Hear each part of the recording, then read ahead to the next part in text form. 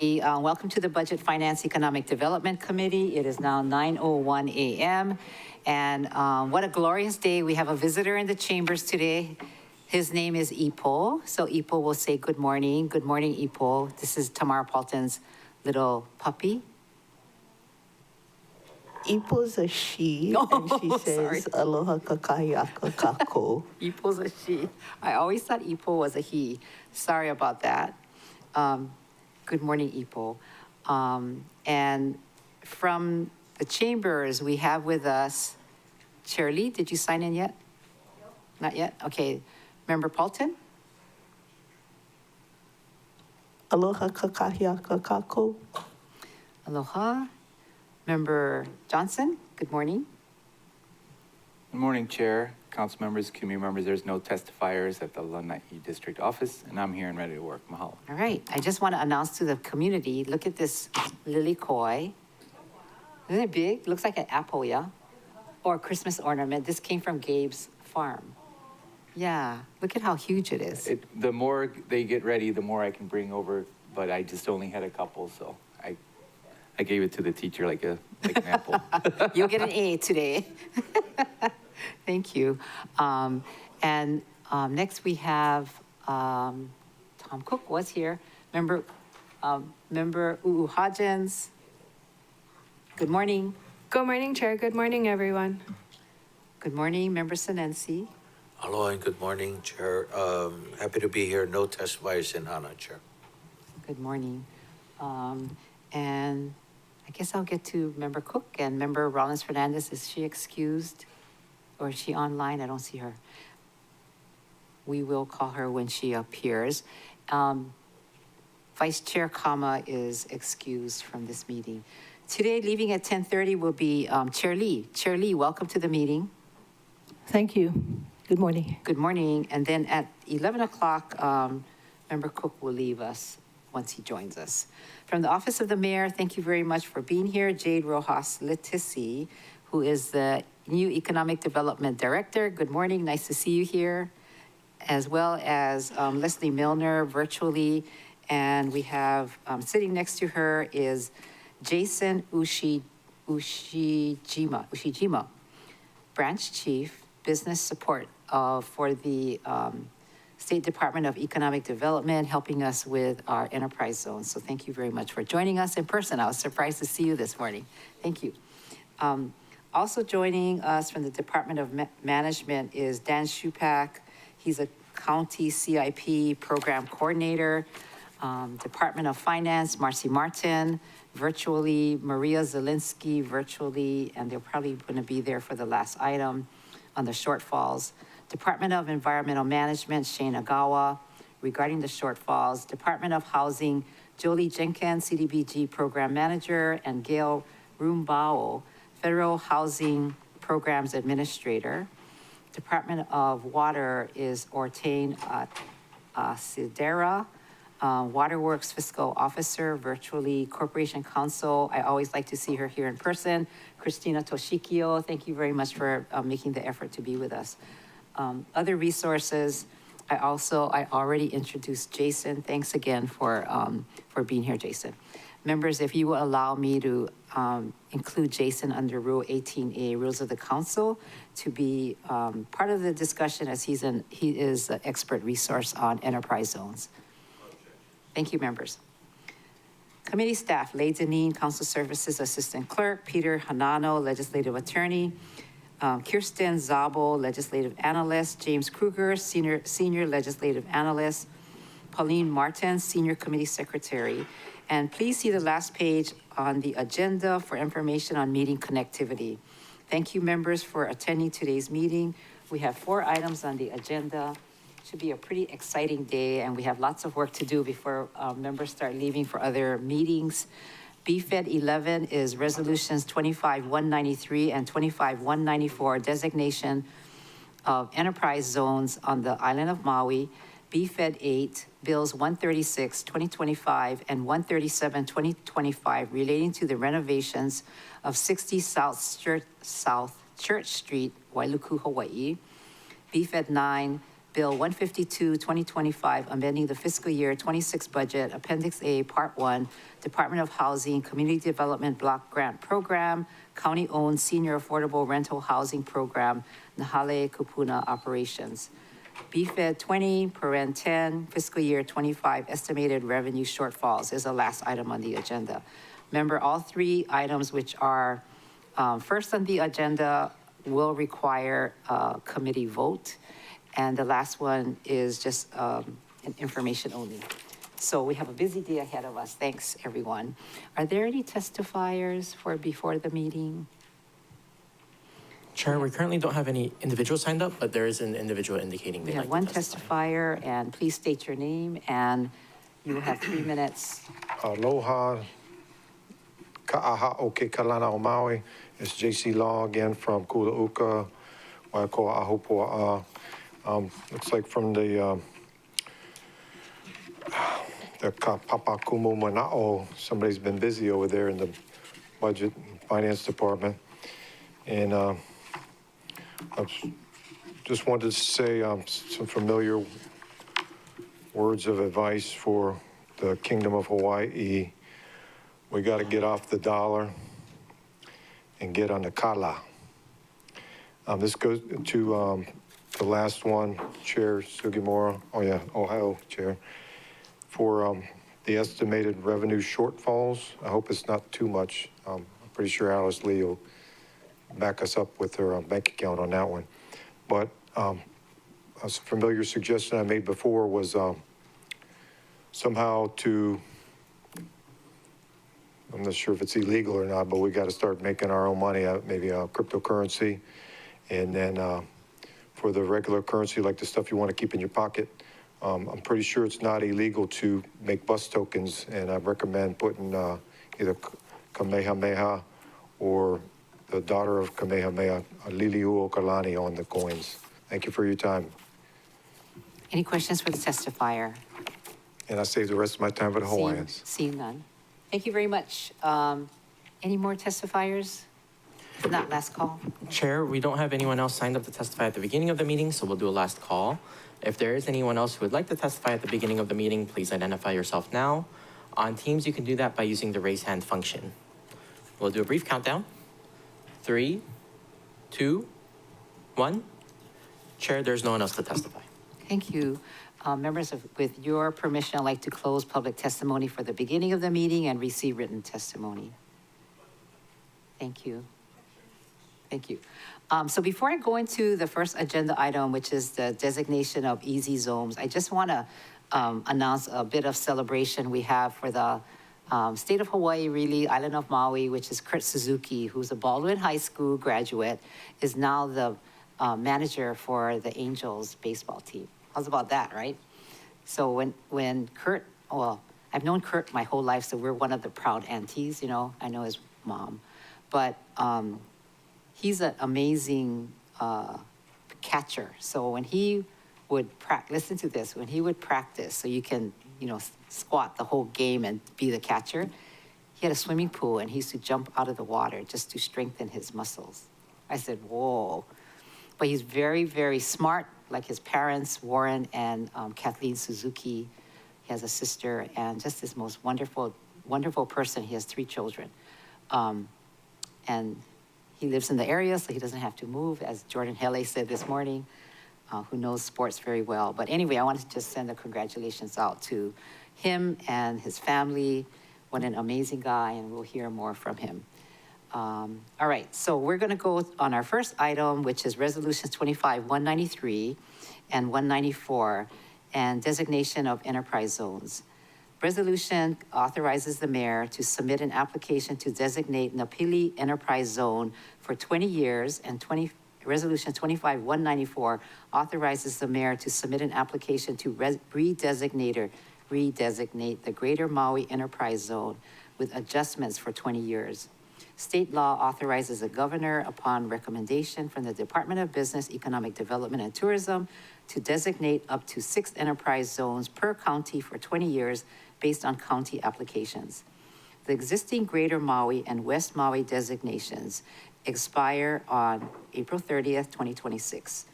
businesses in designated zones may receive various benefits, including state general excise tax exemption or eligible activities and tiered state tax credits for up to 7 years. The administration has said that our applications must be submitted to the governor with DBED's recommendation by November 15th, 2025.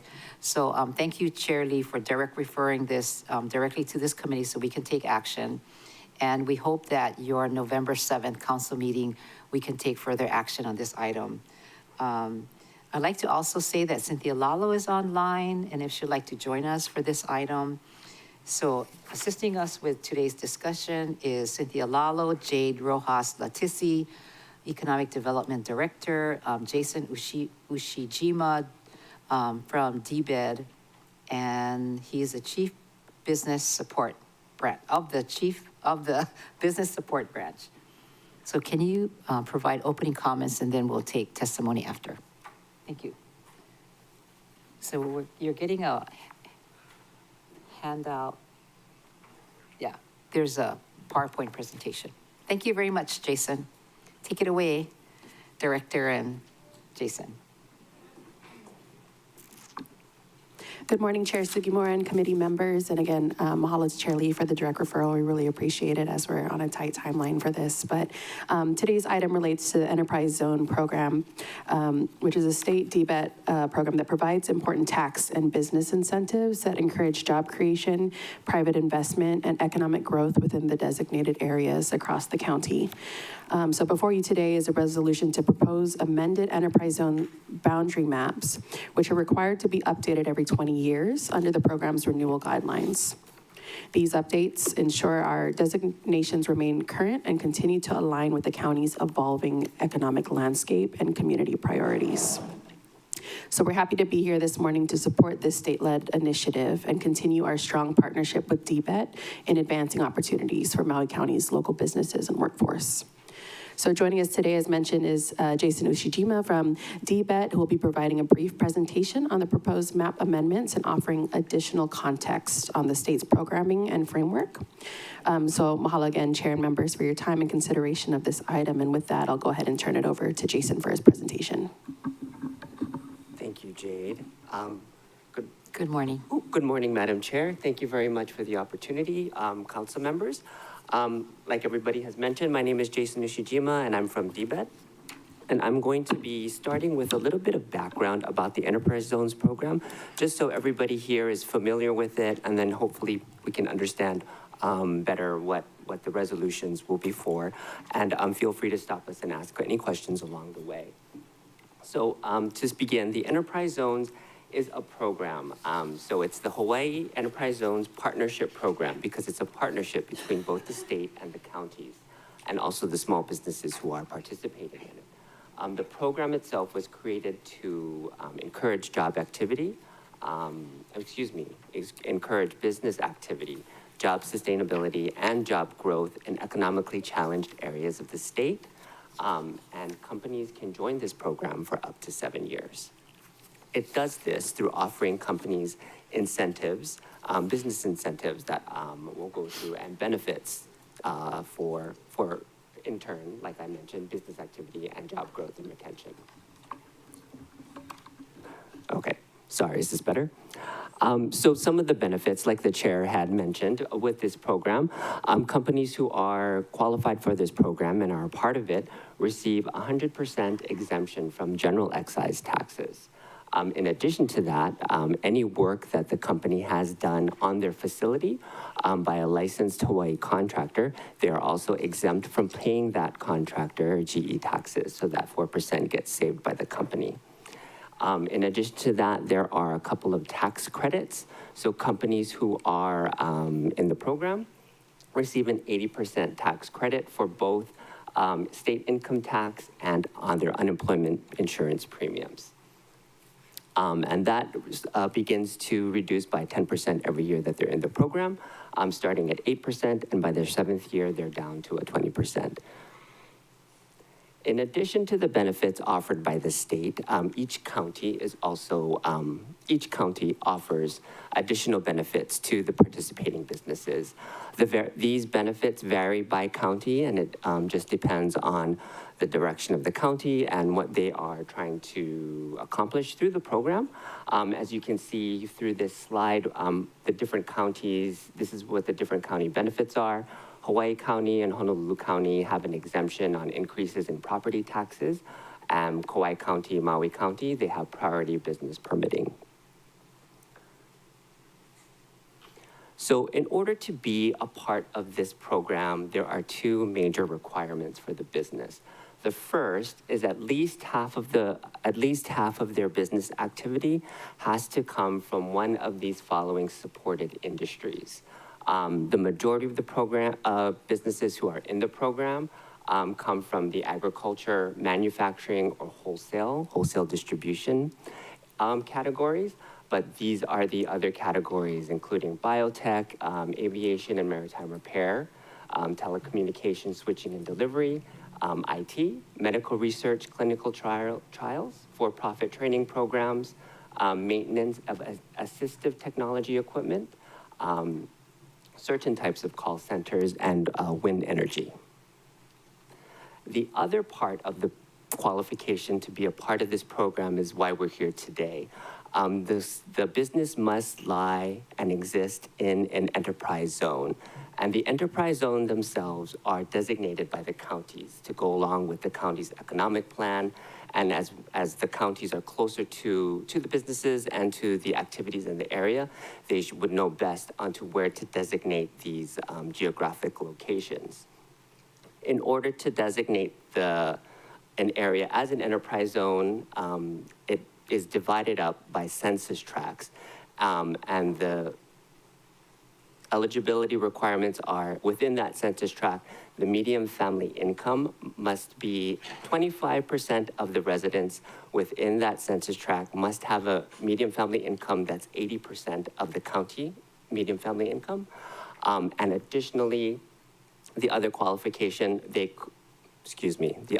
other means of qualification is they could be, the unemployment has to be 1.5% higher than the state average.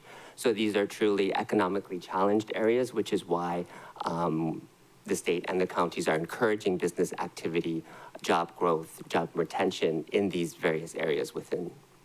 So Maui County has a total of 4 enterprise zones at the moment. There's one on Molokai, there's one on Lanai, and there are 2 on Maui Island. The 2 on Maui Island are up for redesignation. So what that means is an enterprise zone may last for 20 years at maximum. So back in 2025, the Greater Maui and the West Maui enterprise zones were designated based on the 2000 US annual census. So now that we are up to our 20 years, as the chair had mentioned, in April of 2026, these zones will expire. The rest of the presentation is some just general information about the zones and about the profiles and about some of the companies who are in it. I'd like to draw your attention to the fact that at the time of our most recent annual report, there are 25 Maui companies in it, and the majority of them, as mentioned earlier, are in the agriculture and manufacturing sectors. Does anybody have any questions, or can I assist with anything at this point? Yes. Thank you very much for your presentation. So we'll take questions after you're done. Director, do you have any more to add to this? Yep. Not at this time, I think, well, actually, sorry, I do. I think as we're revisiting these designation zones now, and we're looking at the recovery efforts, right, and what our economic landscape looks like for the future, we're really going to utilize this program to incentivize our small businesses, right, to expand growth, and we have an opportunity to be able to provide more incentives. So other counties do offer certain incentives, including real property tax exemptions and those types of things. And currently, that's not something that we offer right now, but we are definitely exploring those opportunities to see how we can provide a whole incentive package for these small businesses. So this is something that's going to come up in the near future.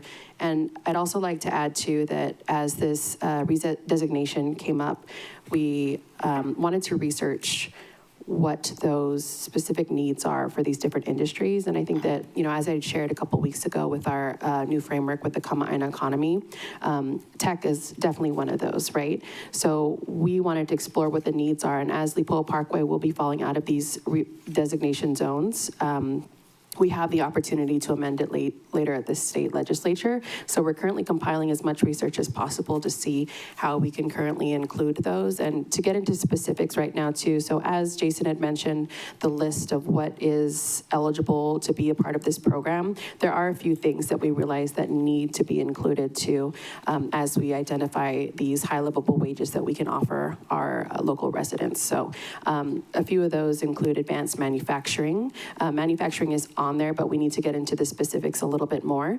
So advanced manufacturing, software and data science development and sales is one of them as well too. Aerospace and creative digital media development and production. We're continuing to explore what the others will be too, and we're currently waiting for updates from those different entities within the Maui Tech Park to, and we can report to that later. So I think right now, again, we're very crunched for time, so we are expecting for that to come sooner than later. Unfortunately, I do not have that specific list at this time, but I'll definitely provide that once it becomes available. Okay, thank you very much. Do we have any testifiers for? Chair, we currently don't have any individuals signed up to testify on this item, so we'll do a last call. If there is anyone who would like to testify on this item, please identify yourself now. On Teams, you can do that by using the raise hand function. We'll do a brief countdown. 3, 2, 1.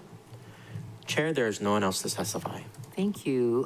So with your permission, members like to close public testimony at this time and we'll receive written testimony. And thank you very much. All right, so members, now you have 3 minutes to ask questions. Before you do that, I just want to verify then with Director or with Jason Ushijima, when you increase the benefits, that will be done when? We're hoping sooner than later. I don't have an exact timeline necessarily, but we're exploring many different opportunities. And like I said, we have an opportunity to actually bring something to the table that some of the other counties haven't. And we want to really make this a really robust program. So, Okay, so will you be bringing this back to us or how does that happen? absolutely. I will. I do not have a specific time frame, but I'm hoping to have something together before the end of the year. Oh, before the end of the year?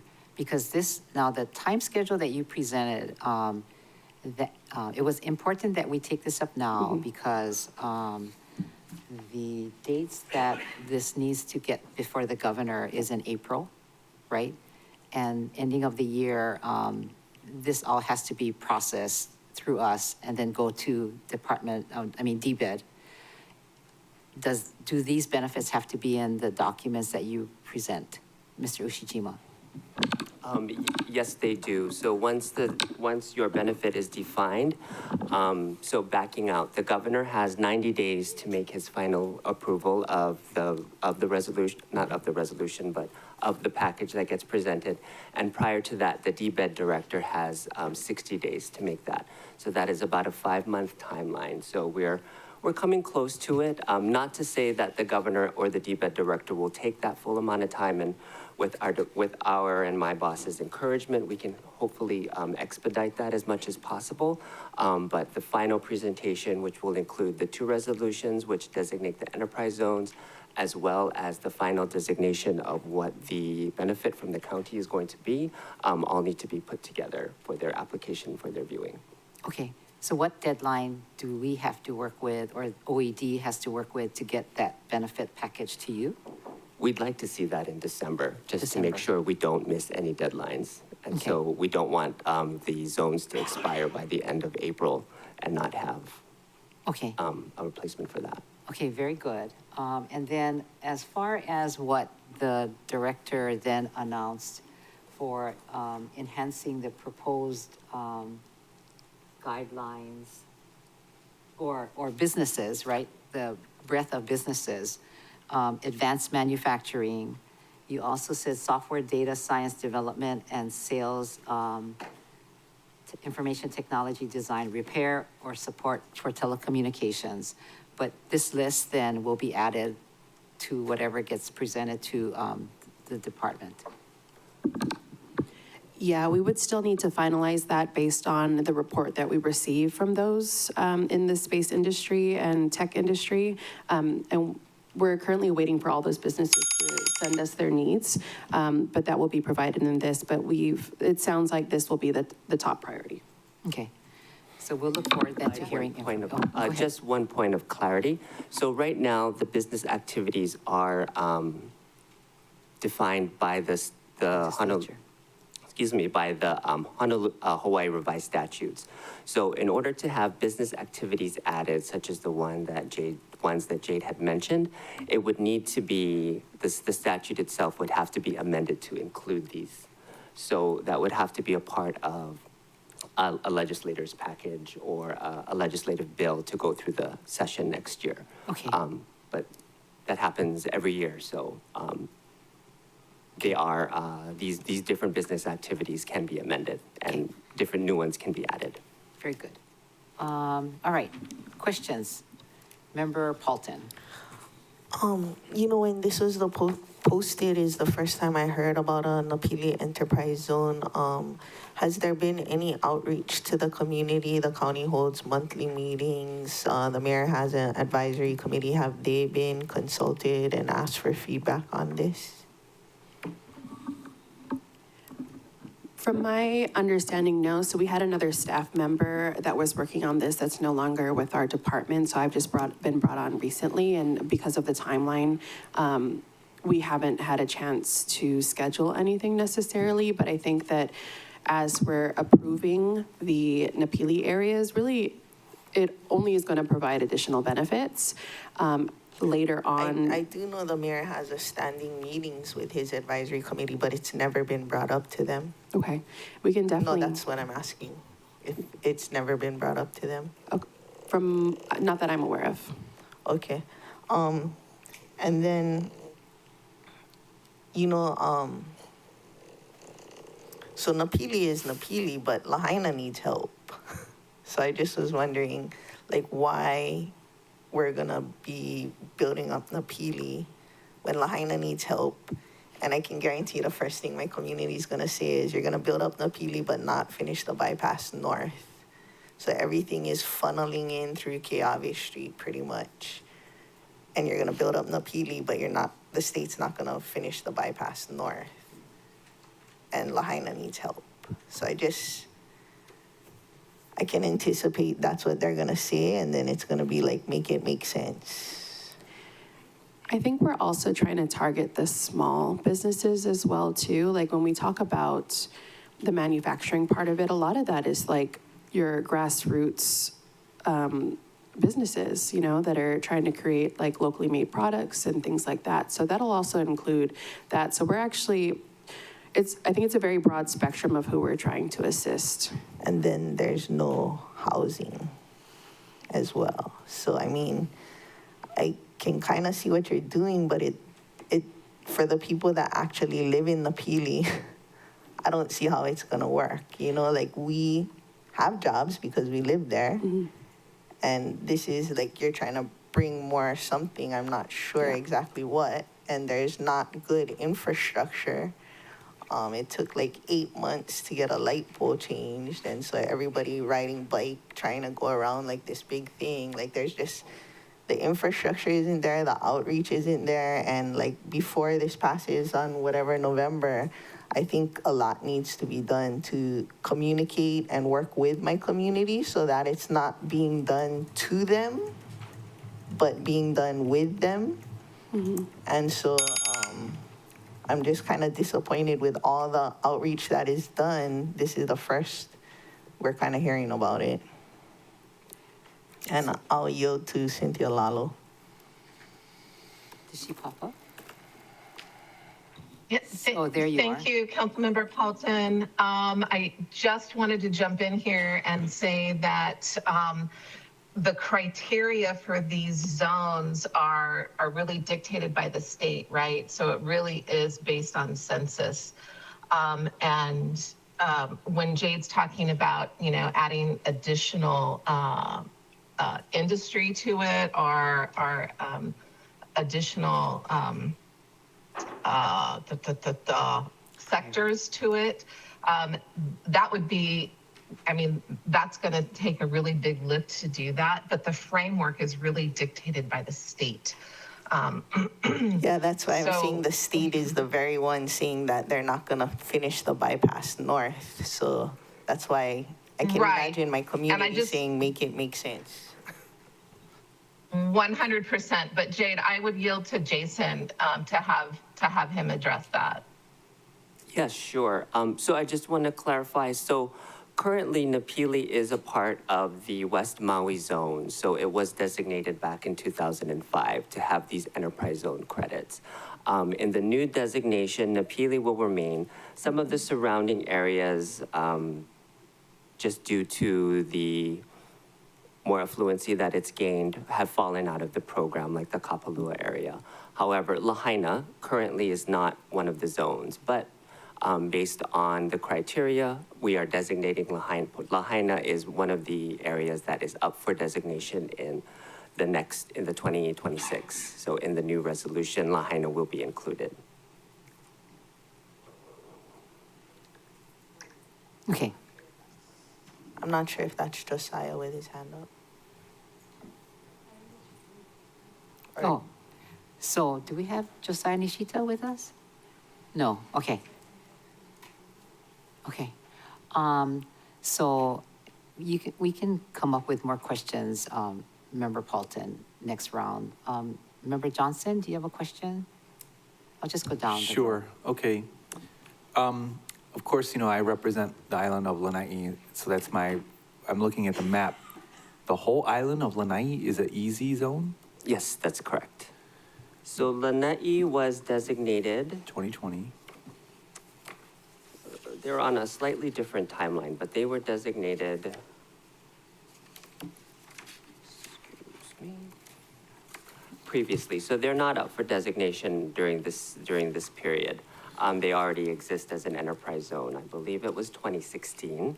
Okay, So the entire island does qualify. It's just based on the census from the most recent census that was done. so you guys, the state takes into account like all of the requirements, like you have to have kind of a lower, business, all the things that Yeah. you said the requirements were a little bit lower than the rest of the state, so that's why they make it an easy zone. But I look at the benefits of it. General excise tax exemptions, state income tax credits. Do you think a billionaire who owns the island needs these tax breaks?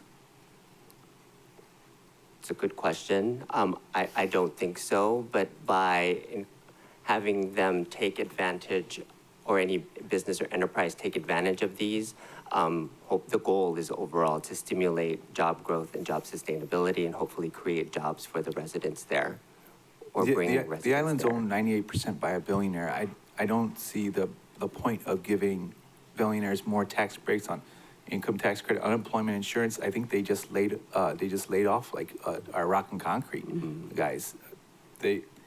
Doesn't make any sense to me for the whole island of Lanai to be like that, because our entrepreneurs maybe need other tools in the toolbox, because there's not large landowners. They're not. They're a food truck business. They're folks who can do things that sell jewelry in a craft fair. Those types of economic opportunities are what's needed. I don't think this is, but I guess that's, we're talking about Napili. I saw that on the agenda, but the whole island of Lanai, it surprised me, because it seems like I don't see the dire need to stimulate that, because if Mr. Ellison wanted to do a call center, he can do a call center. He's got more money than countries, right? So I don't see the why the state was pushing for that. And like you said, in 2016, I thought I read it from 2020 to 2020, 2040. apologize. Yes, you're correct. The zone itself was designated by the county council in 2020. So that's who it was decided by. Huh. Unfortunately, I wasn't here, Yeah, so sure. I'm not privy as to who Okay. that was and when it was. But I think at the time, whoever did designate it just took into consideration any and all tracks that they could, just Yeah. to help stimulate whether it's another small business from starting or. Thanks for your response. My time's up. Thank you, Chair. Okay, thank you. So I don't think Mr. Ellison would qualify to be an enterprise zone business if he's quadrillion zillionaire, you know? This is for the small businesses like you're mentioning at the Right, end. right. Yeah. So let's been- not eliminate your island, right? Are you saying eliminate your island because you have the richest man in the world owning your island? Well, if, like say, for example, that food truck, they don't have the land, right? They don't have the space. They just own the food truck, right? And our entrepreneurs are probably renting from, the restaurant is renting from the company. They don't own the building itself. So that's kind of like, I'm trying to find a place or a role for where this would fit in for John Q. Public. May I add to that, Chair? Please. I think, as you use the food truck example, I think about how, potentially this company would want to expand, right, and create additional revenue streams. And so if they want to go into the manufacturing part of it, or if this food truck owner is a farmer, right, and is using his own food products for his food, I see this as an incentive for him to be able to expand and give him that opportunity for growth. And that's kind of how I think that we see it. Thank you, Chair. Thank you. Next, Member Rollins Fernandez sent me a text saying that she's helping do lunch distributions on Molokai. So I don't think we'll see her for a while. Next, we have Member Cook. Thank you, Chair. So, thank you for being here. My question, would food trucks qualify for not food trucks, slaughterhouses qualify for the agricultural production, processing, wholesale, value-added retail? Yes, they do. Yeah, Okay. it's any kind of food production. So commercial kitchens possibly? Commercial kitchens, it would be the business using the commercial kitchen to produce a product, not necessarily, say, the owner of the commercial kitchen renting it out. So what about a co-op perchance? I'm just saying, the two things that I recognize that the island really needs that I hear from is a new slaughterhouse. We need additional foot capacity to be able to process. And the other thing that we really need is commercial kitchens that other people can use because of the shortage. The college has a great one. There's a couple of them. But anyway, that's just that's an area that could really benefit multiple small businesses, ranchers, variety of people. So, Mumbai, get clarity on that. Thank you. Thank you. So, staff, as the members are speaking, maybe we could create a list that we can send to OED as their comments or inputs of different kinds of businesses Thank you, Chair. that they would like to have considered. Thank you very much. Member Wu Hodgins? Thank you, Chair. Thank you guys for being with us today. To make clear, this is two separate resolutions. One is specifically regarding Lahaina, Napili, and the other one, the greater Maui County or whatever we're calling it. So I can understand that these are two separate things. Okay, so I can understand how this is going to work. Chair, were you asking about the county's benefits package and what we plan on providing them? And you don't have that answer just yet, or you have that answer? So when they created this 20 years ago, one of it was an expedited permitting process. So we did check with the planning department and they said they can support it. However, with a lot, yeah, they're inundated with a lot of things right now. So we'd have to revisit what that exactly would look like. Okay. So that's what's in effect right now, but we are looking to see how we can provide other incentives to this program too. And that, again, that would be before the end of the year. Okay, but you only talk to planning, not the other reviewing agencies that are gonna have to review the building permit in order to make sure it's expedited? We haven't gotten there yet, no. Okay. I'd suggest you do that then, because water, as we know, is always an issue. So we're gonna have to work with water if we're gonna talk about ag. And you're gonna have to work with DPS and DPW and DPW. But is that the only benefit that we previously provided, that priority business permit processing? Correct, and from my understanding too, that actually when this resolution passed 20 years ago, while it was in the resolution, it actually wasn't officially enacted. Yeah, because I've never heard that yeah. before.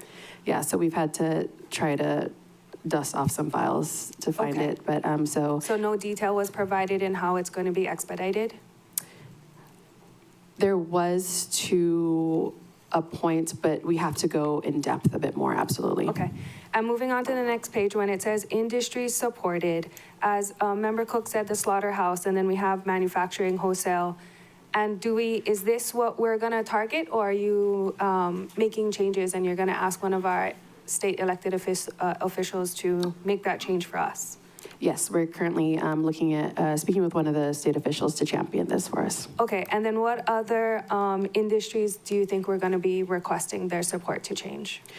Right now, I think that we don't want to overwhelm the state legislature and come with all these different industries at once. So I think that we're going to focus primarily on the tech industry and then look to expand after that too. But we're worried that, if it's just gonna be too much if we try to include all these different industries across the whole county. Yeah. Okay, and can somebody define for me what kind of certain type of call centers are supported? So it's a call center that provides support and help versus a call center that is soliciting. Support and help, so like if So- I call Spectrum and I need help or something like that? Yeah, so for example, there's a company, TC Kokua, based in Kihei. They TC. do support for, I want to say it's Mokulele Airlines, and they've worked with a number of local Oh, they must be companies. busy with Mokulele Airlines. Yeah, to do that kind of help and Okay. consumer support, and not sales. Okay, I have one more question, but I can wait till my next round. Thanks, Chair. Okay, you want to go with your question? Sure, so I understand the timeline is getting close. We are going to be near expiration April 30th of 26. We are almost there. The holidays are going to eat up a huge portion of our life and our time. So how quickly can this move? The director, we're going to submit our package. We're almost POW, I'd assume. State is going to do opening pretty soon, so we're going to have to get our stuff to them within, I'm assuming, the next few months so they could write it before our opening session begins. And then you folks will work with, as DBED, work with the person, whoever we're working with on the state elected side to get this done, and it'll be done before April? Yes, I hope so. What happens if it's not? If it's not, And we have a then- lapse in timeline? then- Do we start then from scratch? Unfortunately, the Maui zones will expire. They can be designated at a later date, but there will be a lapse in time. Okay. So, Okay, and then when the benefits package is POW, you guys gonna come back to us so we can figure out what it's gonna include? Yes. I guess that was several questions. Okay, thanks, Chair. Thank you. So the legislator that we're working with is Senator Hashimoto, Troy Hashimoto. So this is already on his radar, and I think it was more on his radar than our radar. And the push really came from him. So I would be shocked if it doesn't get done. He's already working on it. Sounds good, thank you. Member Sinensi. Okay, thank you. Just for clarity, so this resolution doesn't extend the expiration date? That would be, you said, at a later time? well, the expiration date of the current zones is the end of April 2026. So what it does is it redesignates the new zones that do qualify to take over. So starting May 1st, 2026, the new zones will be established. And that's another resolution? Another 20 years. That's Oh, from another this- 20 years, and that's Excuse the me, one you off of said? the same resolution. Once these resolutions go to the DBED director, then get approved by the governor, then they'll And you take effect. mentioned Lahaina would be on the next 20 years? That's correct. Okay. Chair, I know at some of our last NACO conference, there was a lot of talk about these data collection centers throughout the country where because of AI and ChatGPT, it requires a lot of storage and power generation. Is that being promoted here? It's just curious. Not to No, my knowledge. this is just more for as an industry. smaller I wouldn't businesses. support the data processing centers because they use a crazy amount of energy, water, and not all of them are ethically responsible. So You wouldn't support, I wouldn't right? support that in the PD, no way. Yeah, I mean, I'm just bringing it up because there was a lot of talk at the national conference on these huge data centers. Yeah. So nothing. Data noth- processing. Data processing centers. Okay. All right. So, Member Paulton, you had another question. Did you? Are you done? Yeah, you know, on the approval of the enterprise zones, and the things that it's listed that it could be used for, is it possible, like, is this just you want to hear yes or no from us? Because, knowing my community, I don't know that GMO would go over well. Like, can we cross out some of the things on the list? The current activities on the list are part of the state statute. If you would like some of them removed or reconsidered, that's something that a legislative package could address. And it would be Yeah. discussed in the state committee, I believe. I think, I mean, people could be supportive of ag or watershed, watershed, making it better, but we don't have GMOs in West Maui that I'm aware of, and I don't think we want them. And, you know, like, we do have an issue with EV batteries, car batteries. There's no place to dispose of that, but it's also my understanding that it's very dangerous to dispose of it. So I don't know if we want it in the PD, but we would like to address that. And just, I mean, I guess before we, like, wind energy producers also can be very controversial. So that's why I just think, like, you know, if we're going with this list and then there could be folks new to our community, I think there just needs to be a lot more dialogue, outreach, and communication with the residents there, not just the industries, but the residents of what's happening in their backyard and how it will personally benefit the residents and not just, you know, corporations and things like that. Okay. So, Director, loud and clear, right? You hear that? Okay, so this further communication that you'll have with the community. I think, yeah, we'll continue to collaborate, of course, with the state on this. But, you know, as we talk about Napili and the data processing centers, we definitely don't support something like that either. And I don't think we necessarily envision this to take over. Again, we're kind of providing these tax exemptions for these businesses to be able to grow. But I don't think that we're envisioning the corporations to take advantage of this. Again, we're really targeting more so small business entrepreneurs so that they can succeed in this current climate. So that, yeah. Okay. You will come back with whatever list you come up with. And then in the meantime, you will be communicating with the different communities.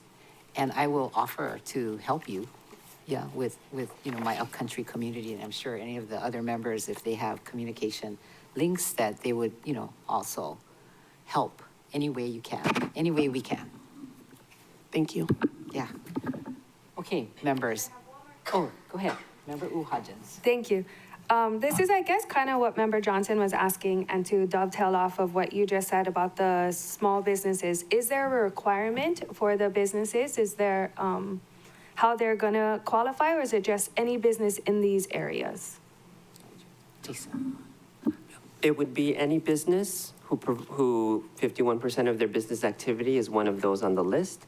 that's established in an enterprise zone with a minimum of 1 employee. Minimum So of any one. small business. Okay. Okay. How are we gonna target then the small businesses?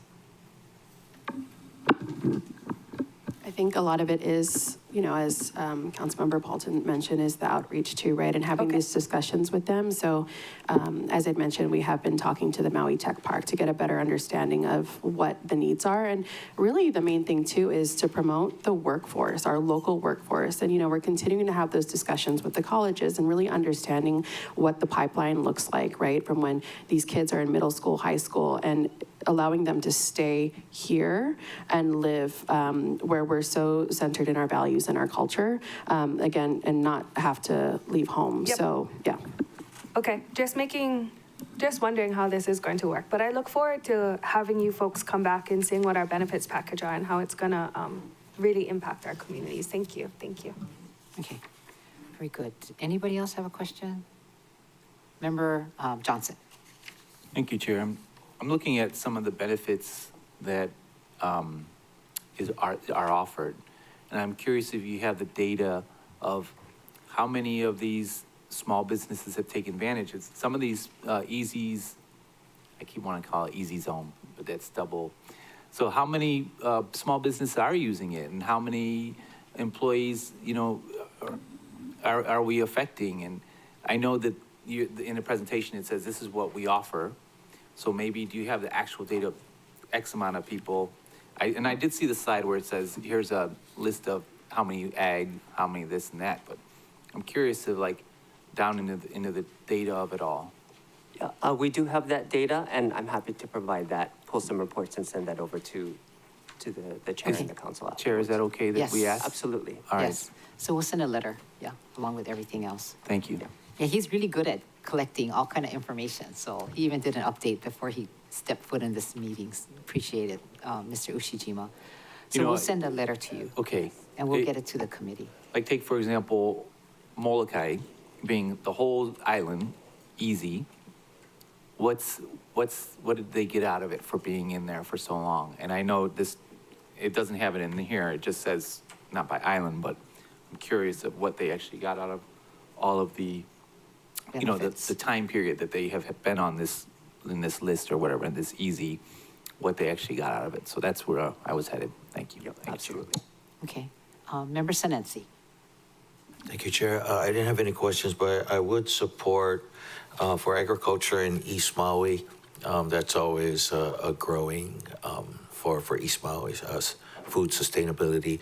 But I would want to see more businesses in recycling, waste to energy, those types of conservation types of things. We live in an island, and hopefully, if we can promote that kind of business, that would be for us. I'm sure the entire island would benefit from it. Thank you.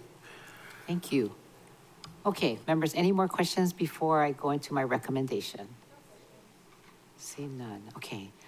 So at this time, I'd like to entertain a motion to recommend the adoption of resolutions 25, 193, 194, incorporating any non-substantive revisions. So, moved, second. Member Cook, second by Member Hodgins. Any discussion? Member Paulton. Thank you, Chair. I'll support it at this time to move it forward within the given timeframes and deadlines. But before anything is finally voted, I would like to see some outreach and feedback from the Napili community. Thank you. We heard you loud and clear. Appreciate that. I think all of us would want to do that same kind of outreach in our communities. Anybody else? Okay, seeing none. Cynthia Lalo logged in. I don't know if she wanted to say anything. Okay. Thank you, Chair. I'm good. Okay, thank you very much for logging in. So at this time, members, all in favor, raise your hand, say aye. Aye, and who's not here is Chair Lee, Member Kama, and Member Rollins Fernandez. So that's 6 ayes, 3 excused, and this motion carries. Thank you. So very good discussion. We'll send you the letters. Please have, whatever you're going to decide as far as benefits. Looks like there's some homework that you can do that can enhance the benefits, and appreciate you doing that. Any way that we can help you, please let us know, and we can get out this information to our communities. Really appreciate you being here in person, Mr. Ushijima, because I thought you would be here online. Please thank your director for allowing you to travel to be with us. And thank you, Senator Hashimoto, for championing this, because we know he's going to make sure, I think he's already working on it. He's just ready to plug in the information that you want, is what I understand. He's having staff work on this. So we're going to get this done. We just need the governor, and that's you, Mr. Ushijima. So members, I'm going to go on to the second item. Thank you very much again. Thank you. Thank you. Thank you. Thank you all. Oh, very good.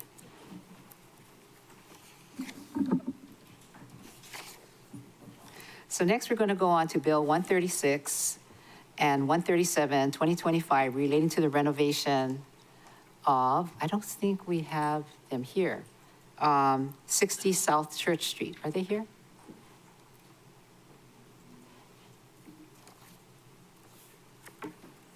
We were only going to have, oh, there's Dan Shupak. Okay, Dan Shupak, you're next. And then we're going to follow with CDBG. And I see them sitting in the, okay. All right.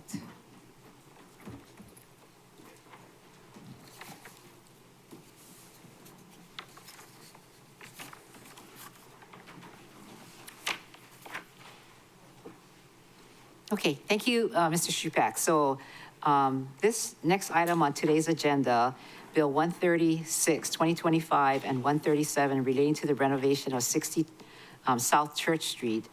Both bills amend fiscal year 26 budget and the related general bond authorization ordinance to appropriate $1.1 million for additional renovations at the building of 60 South Church Street. So today we have with us Dan Shupak, who everybody knows as he's our CIP coordinator. Marcy Martin is also on for questions, and does Leslie Milner too? Yeah, okay, and Leslie Milner. So Mr. Shupak, please explain to us what the $1.1 million is going to do, and if you could give us a summary of where we are. Thank you. Thank you, Chair. Thank you, members of the committee. Yes, this budget amendment request is, as stated, for an additional $1.1 million to complete the renovations at 60 South Church Street, AKA the Hawaiian Tel building, as it's known to around the county. As you know, we've come in previously for budget amendments, and I kind of give you run down some of this, which I explained during previous requests. So just a quick summary of that project itself. The county purchased the building in late 2020, approximately 18,000 square feet on the second and third floor. A portion of the facility, the overall facility is, I think, over 40,000 square feet, much of it which is occupied by Hawaiian Telecom. The design went on for quite some time. Construction began in January 2023. However, I guess there was delays from the start due to building permit reviews. Then there were subsequent delays due to the federal funding review for a $1.4 million grant that the county received from DHS. So those reviews kind of compounded, added to, kind of delayed the project for many months, led to a lot of extended overhead and materials escalation charges. Of course, there's also been a lot of, just due to the building itself being over 50 years old, there's been a lot of change orders as would be expected, but probably more than expected, just due to I guess the nature of the building being like a telecom facility. There's a lot of things in the walls that were unanticipated. There was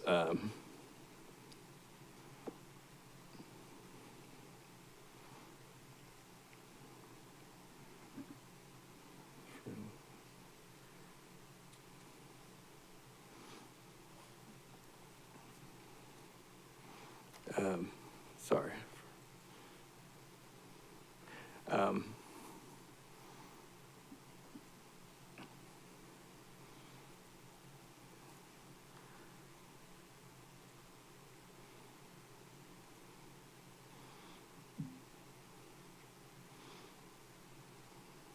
Sorry, I totally lost my train of thought. But there's been numerous change orders due to, deferred maintenance, sorry. There was a lot of deferred maintenance, the building over its 50-year lifespan, that led to structural kind of issues, unaddressed water intrusion into the building over time. It's caused leaks and a lot of water damage inside the building, which needed to be addressed during the renovation process. Certain imperfections in the building, such as floor leveling, that were discovered post-contract, needed to be addressed. And I'm not sure if the committee received the response. There was a inquiry that was sent out last week, which we put together a response. But in that response, we kind of listed out all the previous funding, as well as kind of what the $1.1 million is expected to cover. A lot of that is kind of due to change orders that have come up. Some of them are to address some of the deferred maintenance items in the portions of the building which Hawaiian Tel occupies. There's been leaks reported in Hawaiian Tel's equipment rooms over the life of the project, which is outside of the scope of this project. However, they need to be addressed because, being that the county is the landlord, we are responsible if there's damage to Hawaiian Tel's equipment. So it's a critical facility, I might add, for Hawaiian Tel. It's the hub for all their service on the island. That includes like their commercial side, like their home internet, telephone service, but also services, critical systems such as the 911 emergency, 911 service. So, of course, it's critical that the facility remains in working order. So, a lot of I wouldn't say, a significant portion of the 1.1 is going to address those items, which will need to be addressed, anyways, in the next couple of years. So,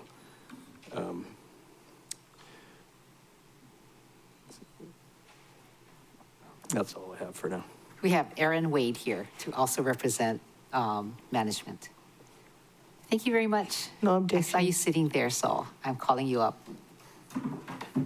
Thank you, Mr. Shupak. You want to give opening comments, Ms. Wade?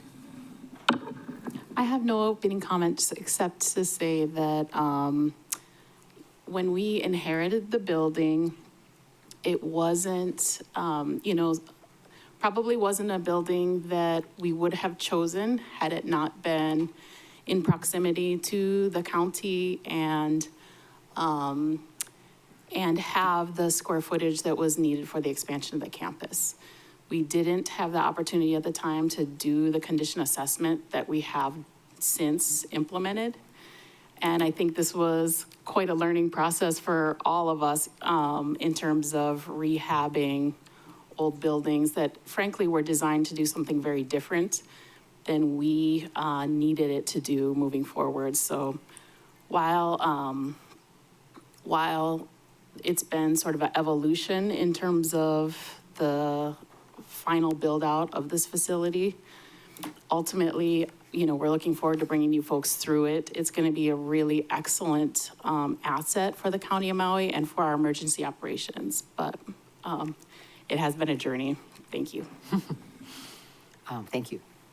You have a question for Member Sinensi? It's just a clarifying question for Ms. Wade. When you say we inherited it, this administration inherited from the last administration. Yeah, that's Correct? correct. Yes. Okay, thank you. Okay. And if there are no other questions for you, then I'm going to open up for public testimony and then we'll continue on with questions. Chair, we have one individual signed up to testify. That'd be Junya Nakoa. Mr. Nakoa?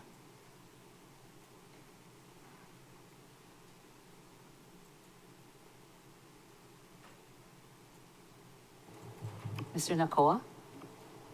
He doesn't look like he's there, although we can see his video on. Yes, Chair. Junya Nakoa, it's your time to testify. We see your camera, but you're muted on your end. You'd have to unmute.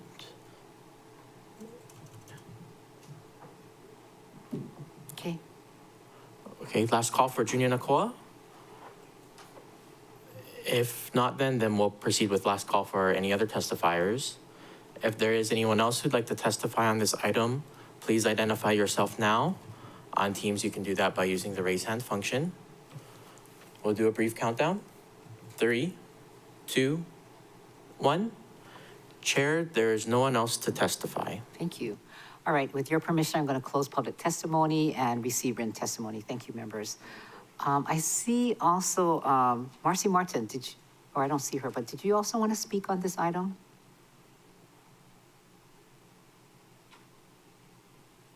I guess not. Okay.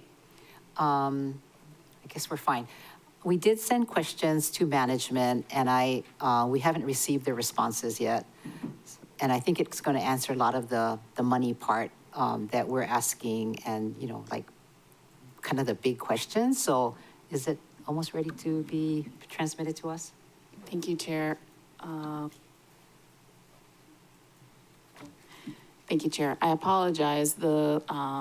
The letter did go upstairs, but Mayor is on Molokai and we didn't get the signature before he left. So it's being signed now and we should have it down here shortly. Okay. Thank you. So we'll get it then. Then we'll post it on Granicus members because it does ask the kind of questions that you're wondering about. But we'll just go through the questions then. So at this time, I'm going to start off with, there's Chair Lee. So Chair Lee, then Member Paulton, and go down the row. Chair Lee. I don't have any questions right now. Thank you. Thank you. Thanks for joining us. Member Paulton. Thank you. Would you say majority of the change orders are due to running into unanticipated stuff, or is it also change in cost of building supplies and labor? All of the above. Thank you, Member Paulton. Yeah, I would say a little bit of both. Yeah, there's been the increased materials and labor has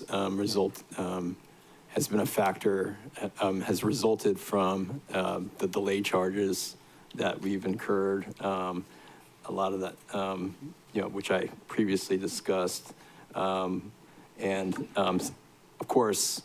And then I was wondering too, is this an enterprise zone where we could expedite the permitting process and not pay the GET tax? Fortunately, we're past all the permitting. We're past. Yeah. So, although there are some permit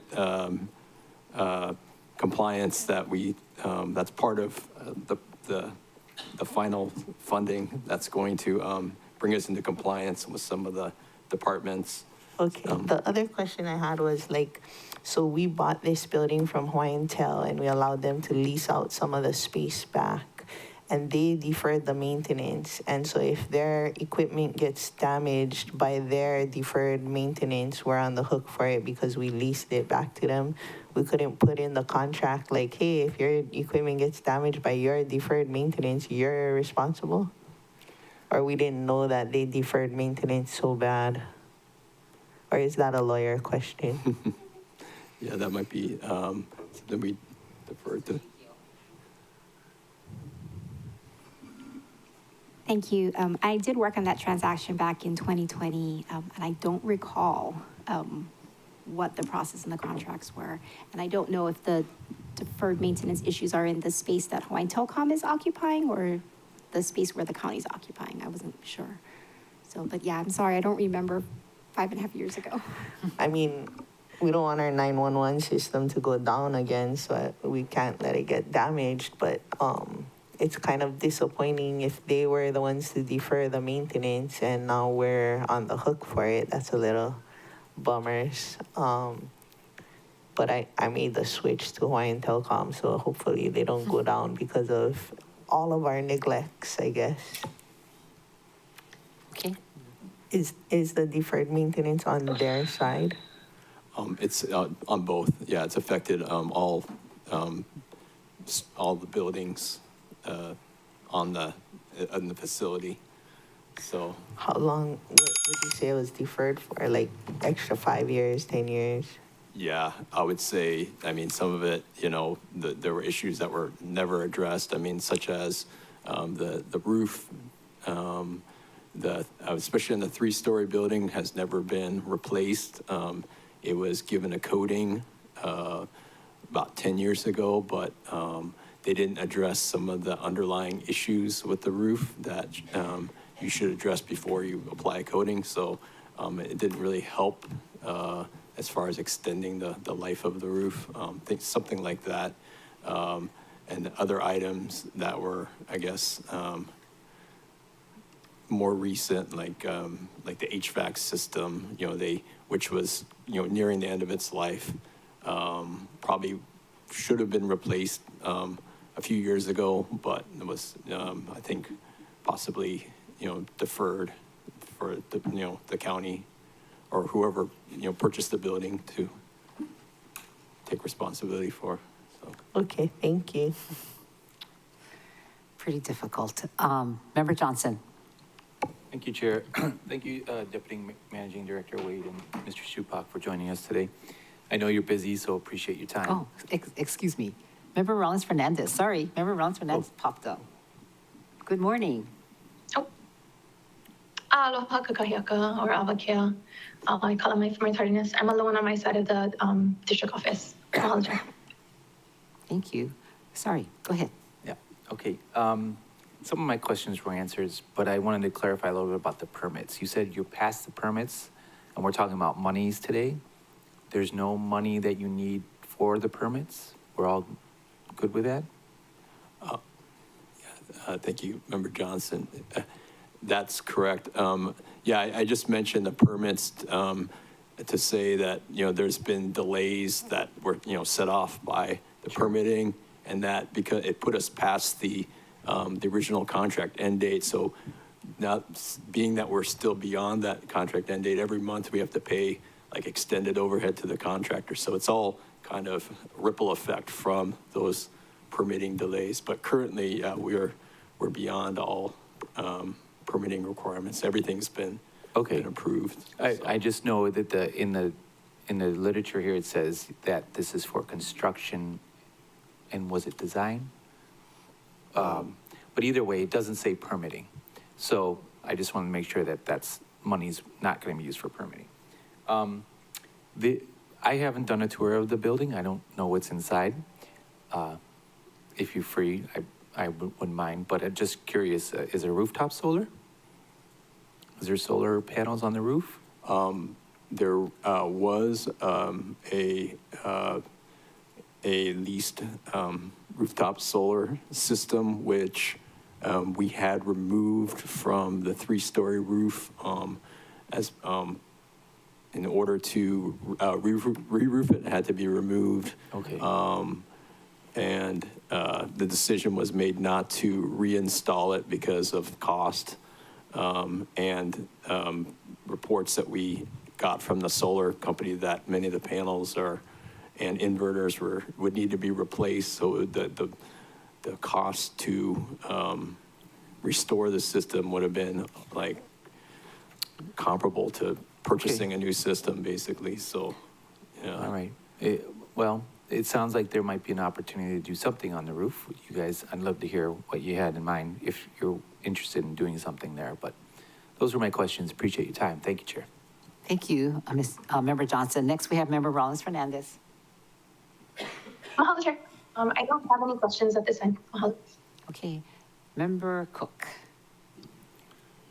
Thank you. So from your observation, is there additional potential not visible corrosion or water damage? I mean, how close are we to the finish line on this? Yeah, thank you, Member Cook. Thank you for the question. Yeah, we feel that as far as the building envelope is concerned, especially on the three-story building, that we have addressed or identified all the sources of leaks and water damage in the past, and we've addressed most of them. We've completed the external kind of structural improvements, repairs, and the building's been repainted. The roof replacement still is yet to be performed, but we haven't seen any sign of leaks or water intrusion in probably a year and a half since we began initial waterproofing inside the building. So that's a good sign. Of course, the Hawaiian Tel portion, we're probably just going to address the areas of where the known leaks have been occurring. That's to say we're not re-roofing the entire facility, just because it's scope creep and all that. But we're going to address the worst areas. So there's a potential that there could be other areas that need to be addressed in the future, but we're just taking care of kind of the most critical areas right now. Okay, thanks. Are they redoing the aluminum storefronts and whatnot that are there? The windows and doors? Yeah. They look kind of old.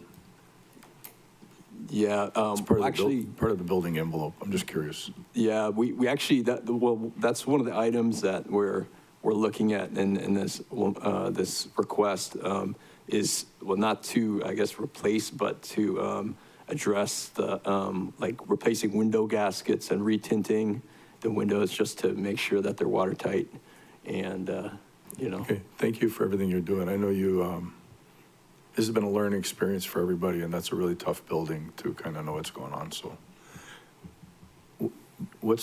Do we know what, I'm just curious, and we can put this for a question, Chair, what the appraised value of the property is, what we paid for it, and then what the subsequent repair and maintenance costs have added up to. And it doesn't really matter because we have what we have, but I would like to know how that kind of penciled on. Thank you very, Chair. Thank you very much. Oh, thank you. So do we have Marcy Martin on the line? Does she want to answer those questions? And that was kind of the questions that we had sent that we haven't received yet, answers. Director Martin, are you here? Or did you hear the question? I guess oh, there you are. Did you hear the questions? Yes. Okay. Thank you, Chair. So you wanted to know The money. the value of the property versus what we have spent on it so far? The kind of the rundown of, yeah, how much did we pay and the value and how much have we spent? Next question.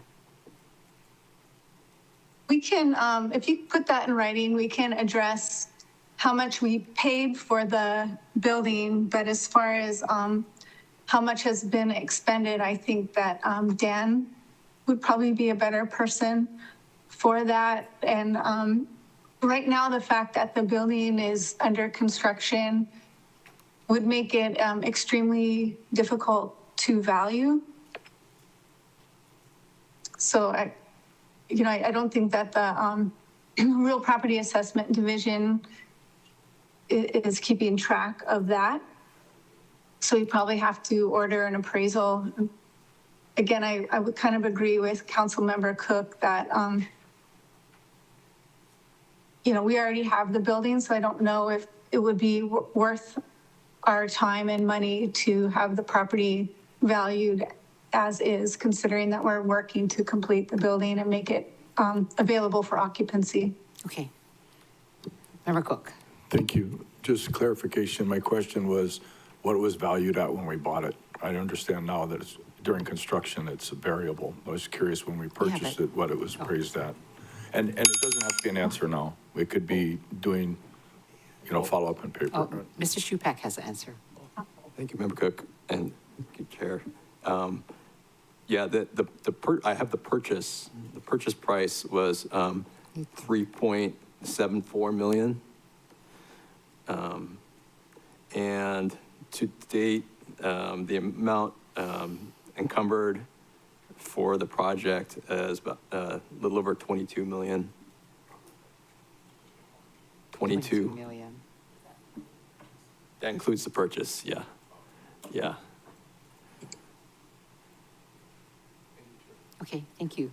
Member Hodgins, followed by Member Sinetsi. Thank you, Chair, and thanks for being with us today. So this is going to be an additional $1,100,000, yes? And you're going to be fixing HVAC, parts of the roof, electrical, security updates, upgrades, and floor plan changes to accommodate MEMA. Do you have a breakdown on how much that's going to each cost?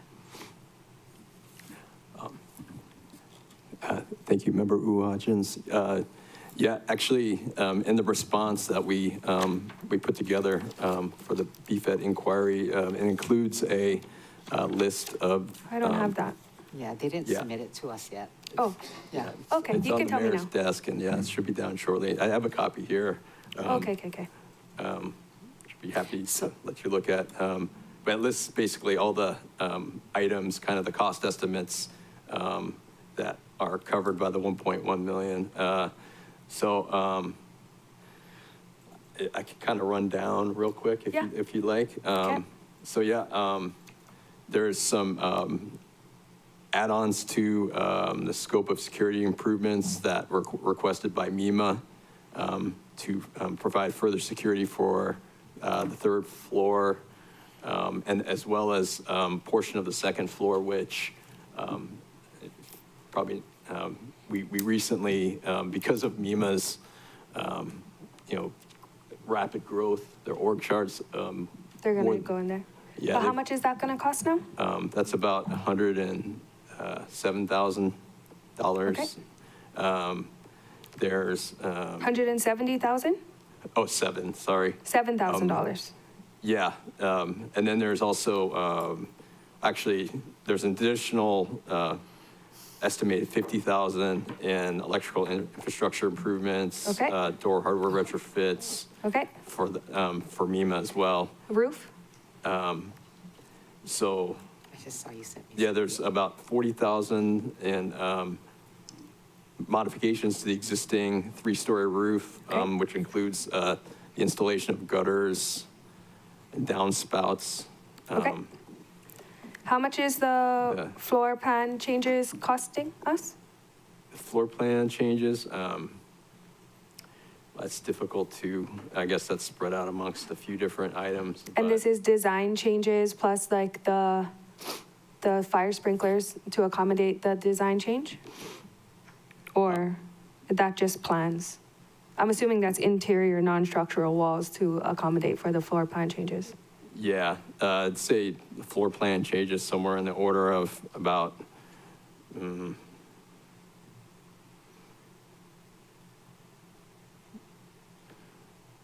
yeah, if you include the changes to the electrical infrastructure, we're looking at about, I'd say 700,000 or so. Electrical? Yeah. Okay. Well, yeah, including. And that includes the HVAC? No, does not include. Okay, what is the HVAC. HVAC? The HVAC, well,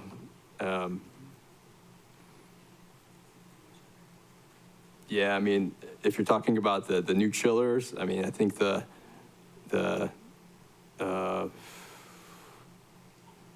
was around, I want to say 3.5 million for the new HVAC system. But there's been other issues that have arisen with the existing HVAC system that basically the existing chiller failed. Okay. So we had I to see bring that. in a temporary chiller, Yep, which there's running one on. on site right now. So Okay. there's monthly costs for that as well. And all of those, they're all permitted and they're ready for construction. We just need this money to accommodate the construction. Yes, that's Okay. correct. Thank you. Yes. Thanks, Chair. Just wondering if you want to defer this item until we can get, you know, the letter and, you know, your questions, all these number kind of construction answered, and then I can bring it back. Just from listening to what you're asking, Member Sinensi. Do we know, I heard that we lease it back to Hawaii Telecom. How much do we lease it to them for? Does it pencil out? Yeah, I'd defer that question to finance. I mean, Chair, if that can Okay, be we part of the questions, Yeah. and then Chair request that just a breakdown of the 20 million. And I supported the purchase back in 2020 because of the proximity to the county campus, and also, you know, to build a new building would probably exceed, you know, twice that amount. So those are some of my reasons for voting for. I would like to see the breakdown and maybe reassess my decision. Thank you, Chair. Okay, thank you. I think we are with you. Chair, Yeah. if we defer this, is it gonna make it that much longer before MEMA can move into the building? I mean, we can get the answer before first reading or second reading. I just don't wanna hold up MEMA any longer before they can occupy the building, because like you said, time is money. We're paying every time every month the contract gets extended. So I don't wanna hold this process up any longer. And I'm assuming since it's waiting on a signature, we can get the answers before first reading. And So we'll add since more- she's not here right now, we can always do committee work on the council floor. Well, she's here. Oh, she's not on this right now. Okay, so we'll do that. I will ask for whatever responses we have not received. We'll add more, so before you send it to us, or you can send it to us. But we're sounding like we want more comprehensive information. Sounds like what you were reading off is in that letter that we haven't received. And I will call you before next time I schedule this, just to be sure we have all the information. I did check and I thought it's gonna show up with us this morning. But members, so at this time then, any more questions? Otherwise, I'm gonna call for the question. Member Cook? Okay, so we're going to vote, right? So there's no delay? Yeah. Oh, okay. All right. Are we all on board? Okay. So at this time, well, why don't you tell us when you anticipate moving into the building? Thank you, Chair. Yes, currently, the prime contractor is expected to reach significant completion end of December this year. Furniture and technology installations for the EOC are going to commence in December, expected to complete in January, possibly early February, with move-in, ready for move-in in February 2026. Okay. February 2026. And then when you do send back responses, I'm going to add these questions. What is the current balance of temporary transfer or loans to the bond fund? And what is the next planned bond issuance?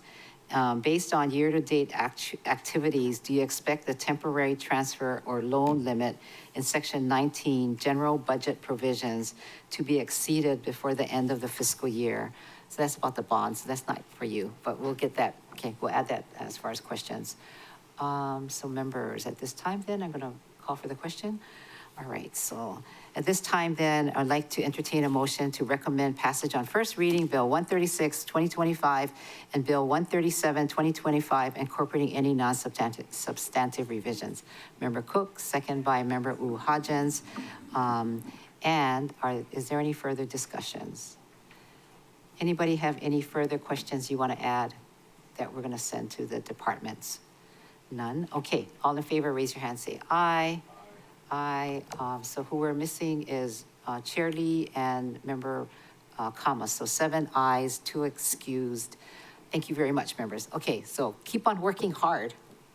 Thank you, Chair. I think You we should all have want- the letter that we developed with the attachments this afternoon, and then the additional questions that are going to come in, you'll have later this week.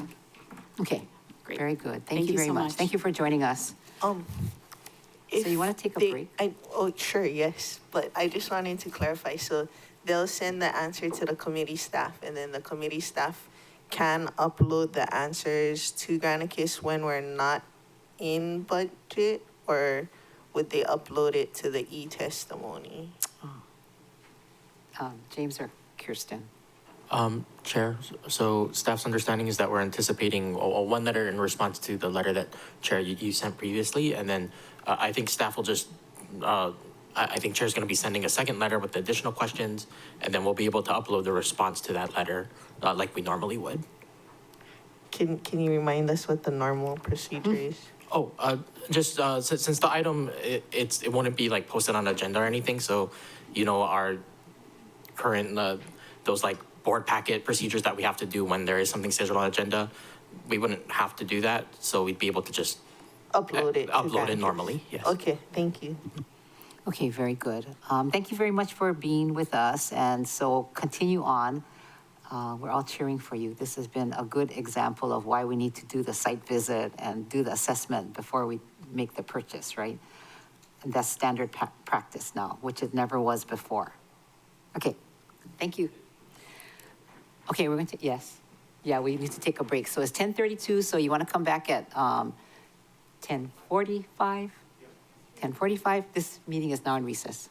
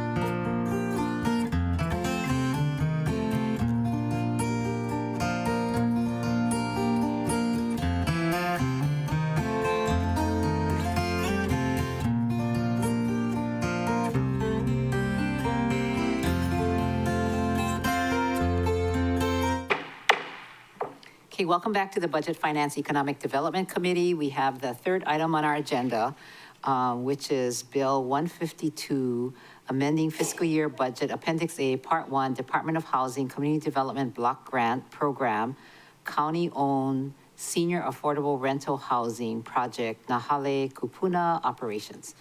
So this item proposes to amend Appendix A, Part 1, fiscal year budget for a CDBG program by deleting the overall program total and increasing the individual appropriation for Nahale Kupuna operations by $51,151. The funding comes from unspent balances from completed and closed projects. Kehaleakeola Renewal Project Phase 2, Building 6, $46,170. Lahaina Surf Preservations, $1,550. Halemakua Kahului Fire Alarm System, $910. And Molokai Landfill, $2,512. The additional funds will be used to pay for homeowners association fees and utility costs incurred before the tenant moved in at Nahale Kupuna. Joining us today to assist us with our discussions is Jolie Jenkins, CDBG Program Manager, Leslie Milner online, Marcy Martin, Director of Finance, also online.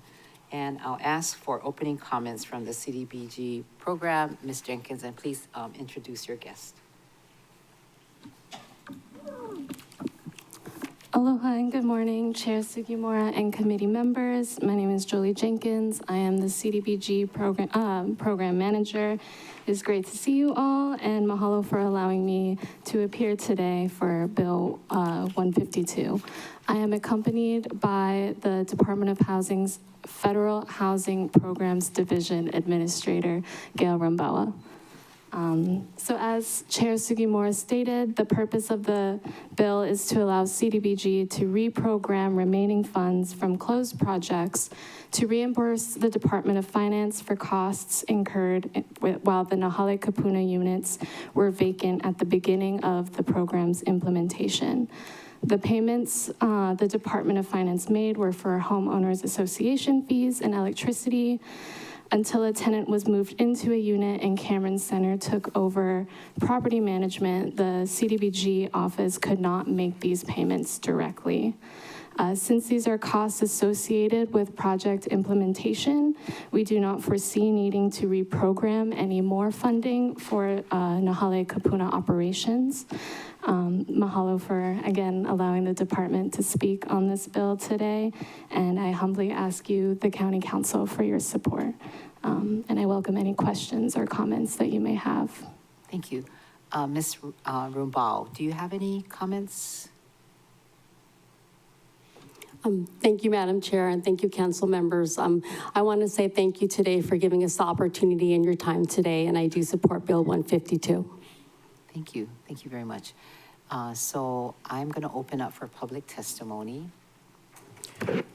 Chair, we currently don't have any individuals signed up to testify on this item, so we'll do a last call. If there is anybody who would like to testify on BFED 9, please identify yourself now. On Teams, you can do that by using the raise hand function. We'll do a brief countdown. 3, 2, 1. Chair, there's no one indicating they'd like to testify on this item. Thank you very much. With your permission, I'd like to close public testimony, receive written testimony on this item. Thank you, members. Are you guys okay? Okay. So I'm going to ask the members if they have any questions, but before I do that, we did receive answers to the questions that we turned in, and is it available for the members? You have it, okay. So do you need to look at it before we go through questions? You want like a 5-minute recess? Okay, so this time then, thank you very much. I will open the floor up for questions. We don't have Chair Lee, we have Member Paulton. Go ahead, I'm gonna go straight down. Thank you, Chair. My question was the last part. You said that you don't anticipate more, but so that means to me that you have a process to like with a wait list to move someone in right away if something should happen? Yes, we do. So we will actually be appearing in council later this year to renew leases for 3 of the units, where the lease ends December 31st. So we're already in the process, like even beyond just those 3 units, reassessing if everyone currently living in an Nahale Kapuna unit wants to renew, and if not, we take the first 10 people on the wait list and recertify their eligibility.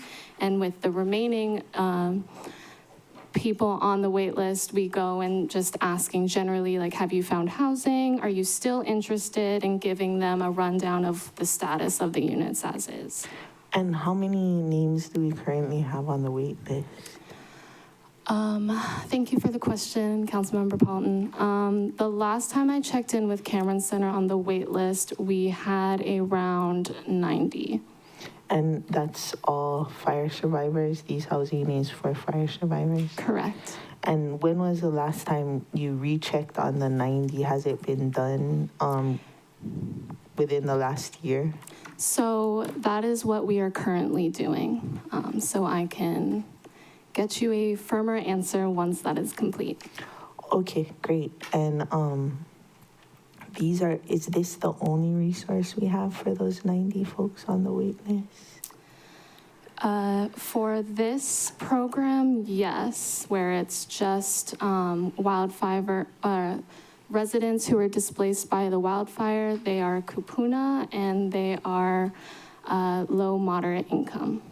Does it matter if they had FEMA eligibility or no FEMA eligibility or like Kala'i Ola or anything? If they're in the temp housing, they can remain on the wait list because that's just temporary and this is permanent? Correct. Yeah, the Nahale Kapuna is a long-term rental housing solution. So if they're in temp, they still qualify to remain on the list.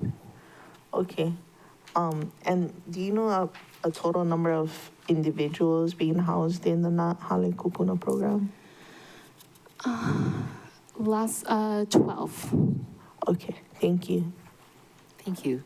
Next, we have Member Johnson, followed by Member Rollins Fernandez. Thank you, Chair. When is this scheduled to end? Is it October 31st? Wait, no. When is that? Are you referring to the property management contract? Exactly. Okay, yeah, the original end contract date was end of October, but we did an amendment to extend to October 2026. So the council's going to be debating Bill 9, which would potentially free up units. And we often talk about the cost of those HOA fees. Is that something that these funds could address if that were to fall all the way through, or we eliminate the whole list because all these units are coming up, paying HOA fees, get those folks in those homes? Is that something that we could use on the strings attached to the money? Thank you, Councilmember Johnson, for the question. Sorry, I had trouble understanding. Could you repeat that, please? So like, let's say Bill 9 passes and all of these units come up for sale. One of the pushback is no one could afford the HOA fees. These funds pay for some HOA fees. If the county or a nonprofit bought some of these units and they turn to you guys with this fund and say, if you could pay these HOA fees, we could eliminate those people on the list. They could be housed in those places. Yeah, that's definitely something that I would love to look into, especially since with the decision to move CDBG under the Department of Housing is so that we could do more housing projects. I don't know off the top of my head if it's an eligible expense that we can do directly, perhaps as a program, a subsidy program. So what if we ask Corp Counsel? Mr. Mitchell previously answered that and said that they would have to look at what the HOA fees cover, and some things may be eligible and some things may be ineligible, like, you know, if it's low income and electricity and things like that, subsidy. But if it's for like a weight room or a jacuzzi or those types of things, possibly not. So that was the previous answer. All right, so we got to find that round peg for that round hole. Otherwise, it doesn't fit. Thanks so much. Those are my questions. Thank you, Chair. I like that analogy. Oh, and by the way, I don't know if all these papers that have been handed out to have reached our folks online. Oh. Councilman Rollins Fernandez is online, and I thought I saw Shirley online, but just letting you know. Yeah, Member Rollins Fernandez, did you get the, is it uploaded to Granicus? Oh, it is. Did you get that, Member Rollins Fernandez? Your time for questions. Is it the correspondence dated October 20? Yes. The last item on Granicus, I think that's item 4 or 6. Okay, you got it. Very good. Is that the correspondence Yes. that everyone is looking at? Yeah, That Member Johnson's referring to? yes, Okay, yeah, I got it on Granicus. very good. I don't have any questions. Thanks. Okay, next we have Member Cook, followed by Member Hodgins and Sinensi. I don't have any questions right now. Thank you, Member Hodgins. Thank you very much, and thanks for being with us. So, while relatively minimal, who is going to cover the $257.24 of the monthly deficit? Thank you, Councilmember Hodgins, for your question. So every year following the existence of this program, $100,000 is set aside from CDBG's annual allocation for Nahale Kupuna operations. Understanding that this is a subsidized rental program, we take on the cost from that $100,000 appropriation.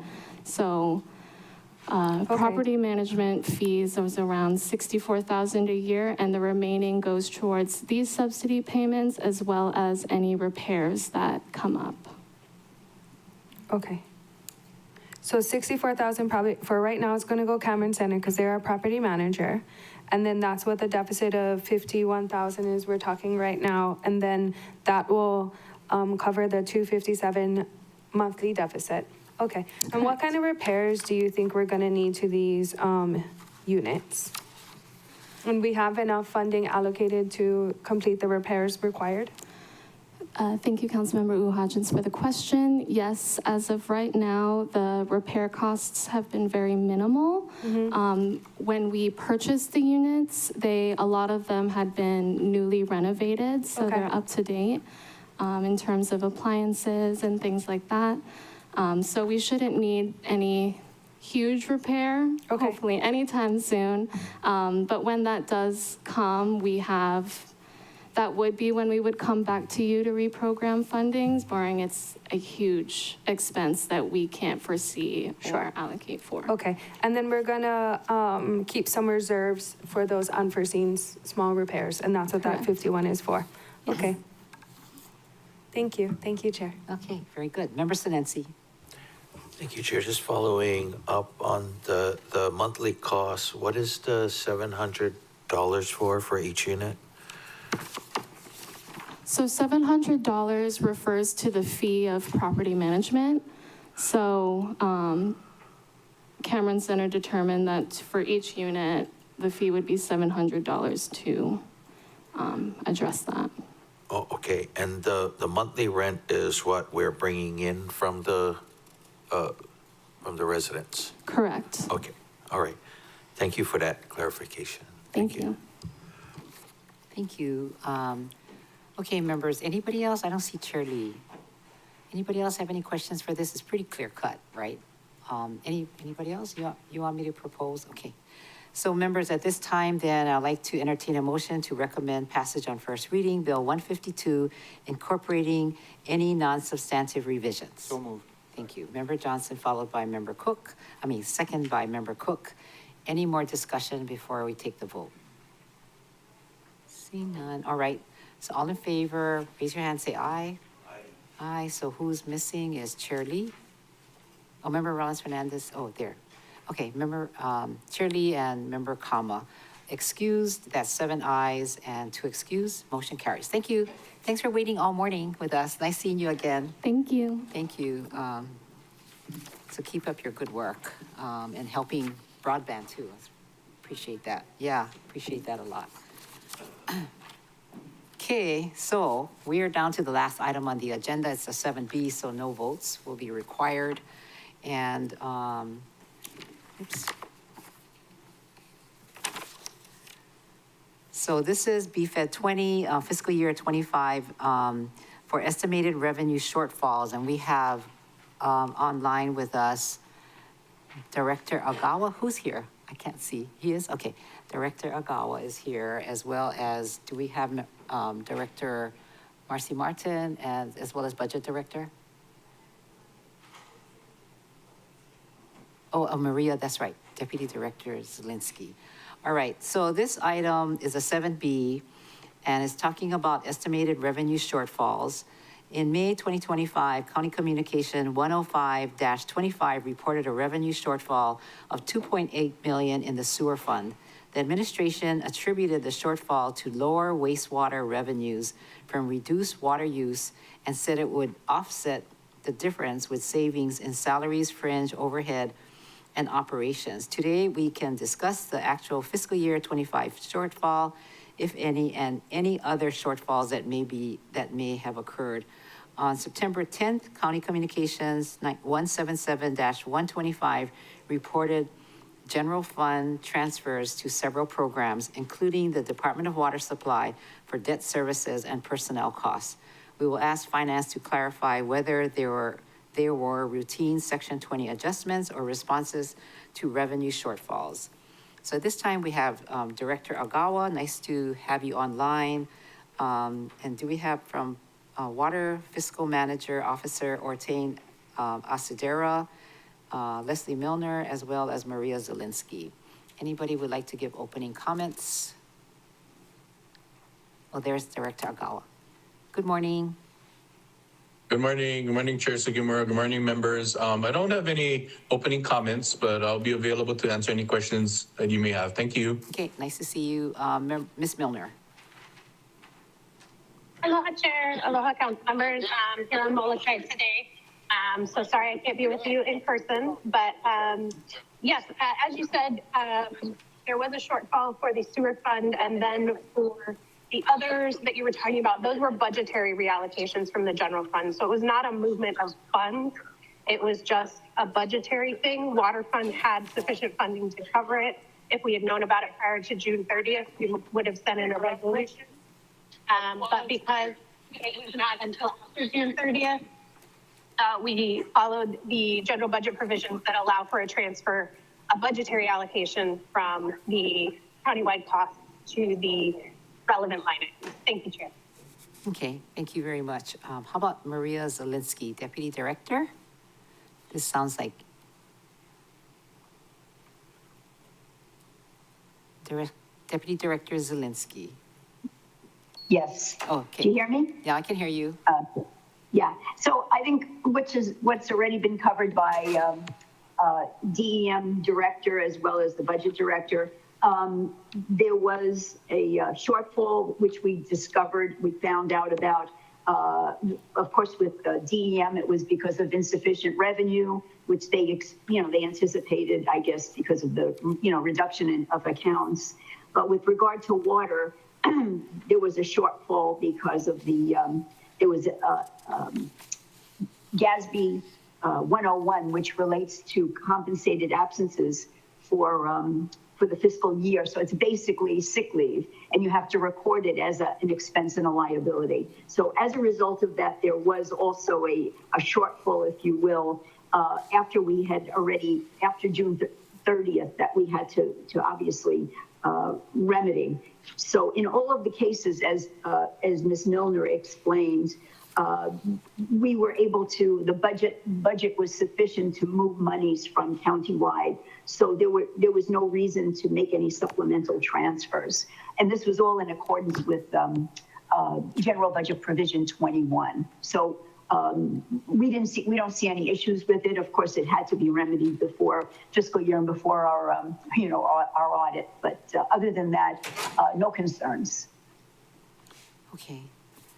All right. So at this time, I'd like to open up the floor for any testimony, not the floor, any testifiers. Chair, there's currently no one signed up to testify, so we'll do a last call.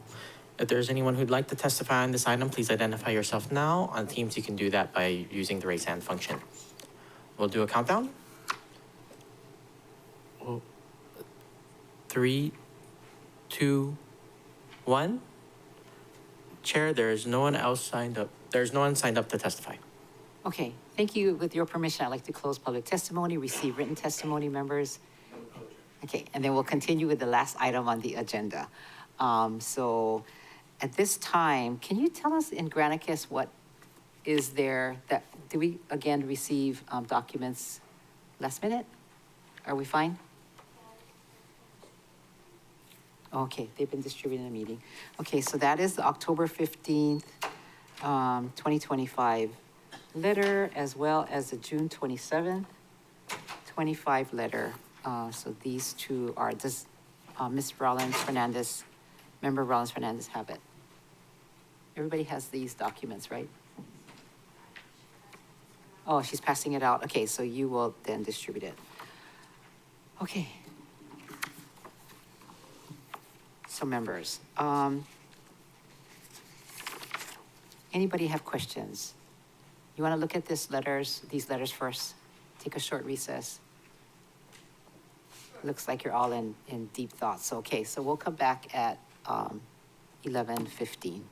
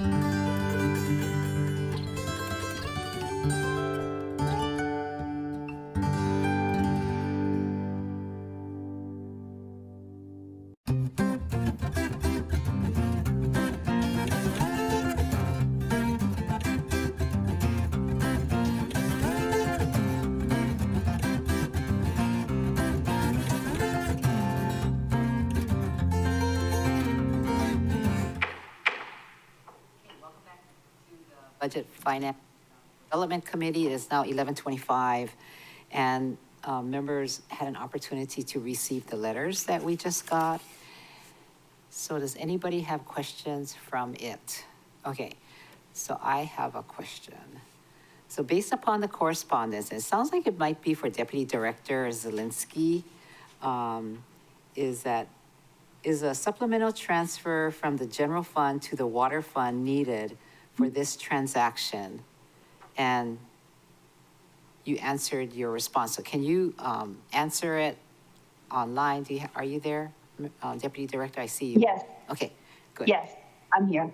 Yeah, no supplemental, as we responded, no supplemental transfer was required because in the countywide, there was countywide appropriations available for water that we were able to utilize. So as a result of that, basically that budget moved and offset that shortfall of, I think it was 348,000. Yeah, 348,000. So there were no issues. We didn't have to make any sort of a general supplemental transfer at all.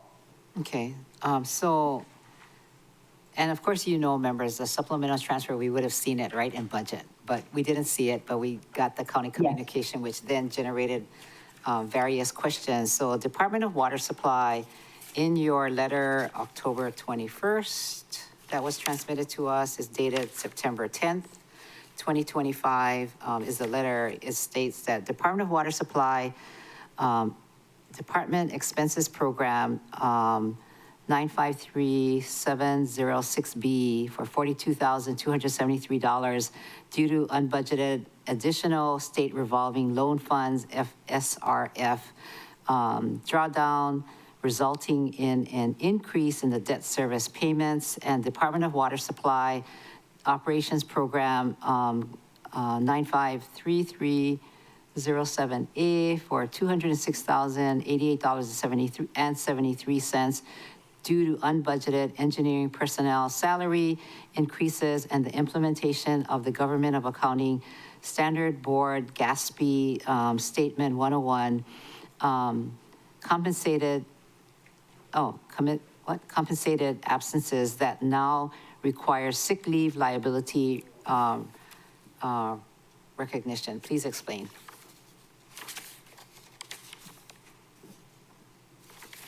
You see that in your letter from finance? It's on page 2 of that letter. Oh. Please explain. Okay, you're asking for finance. Okay, I thought you were asking water.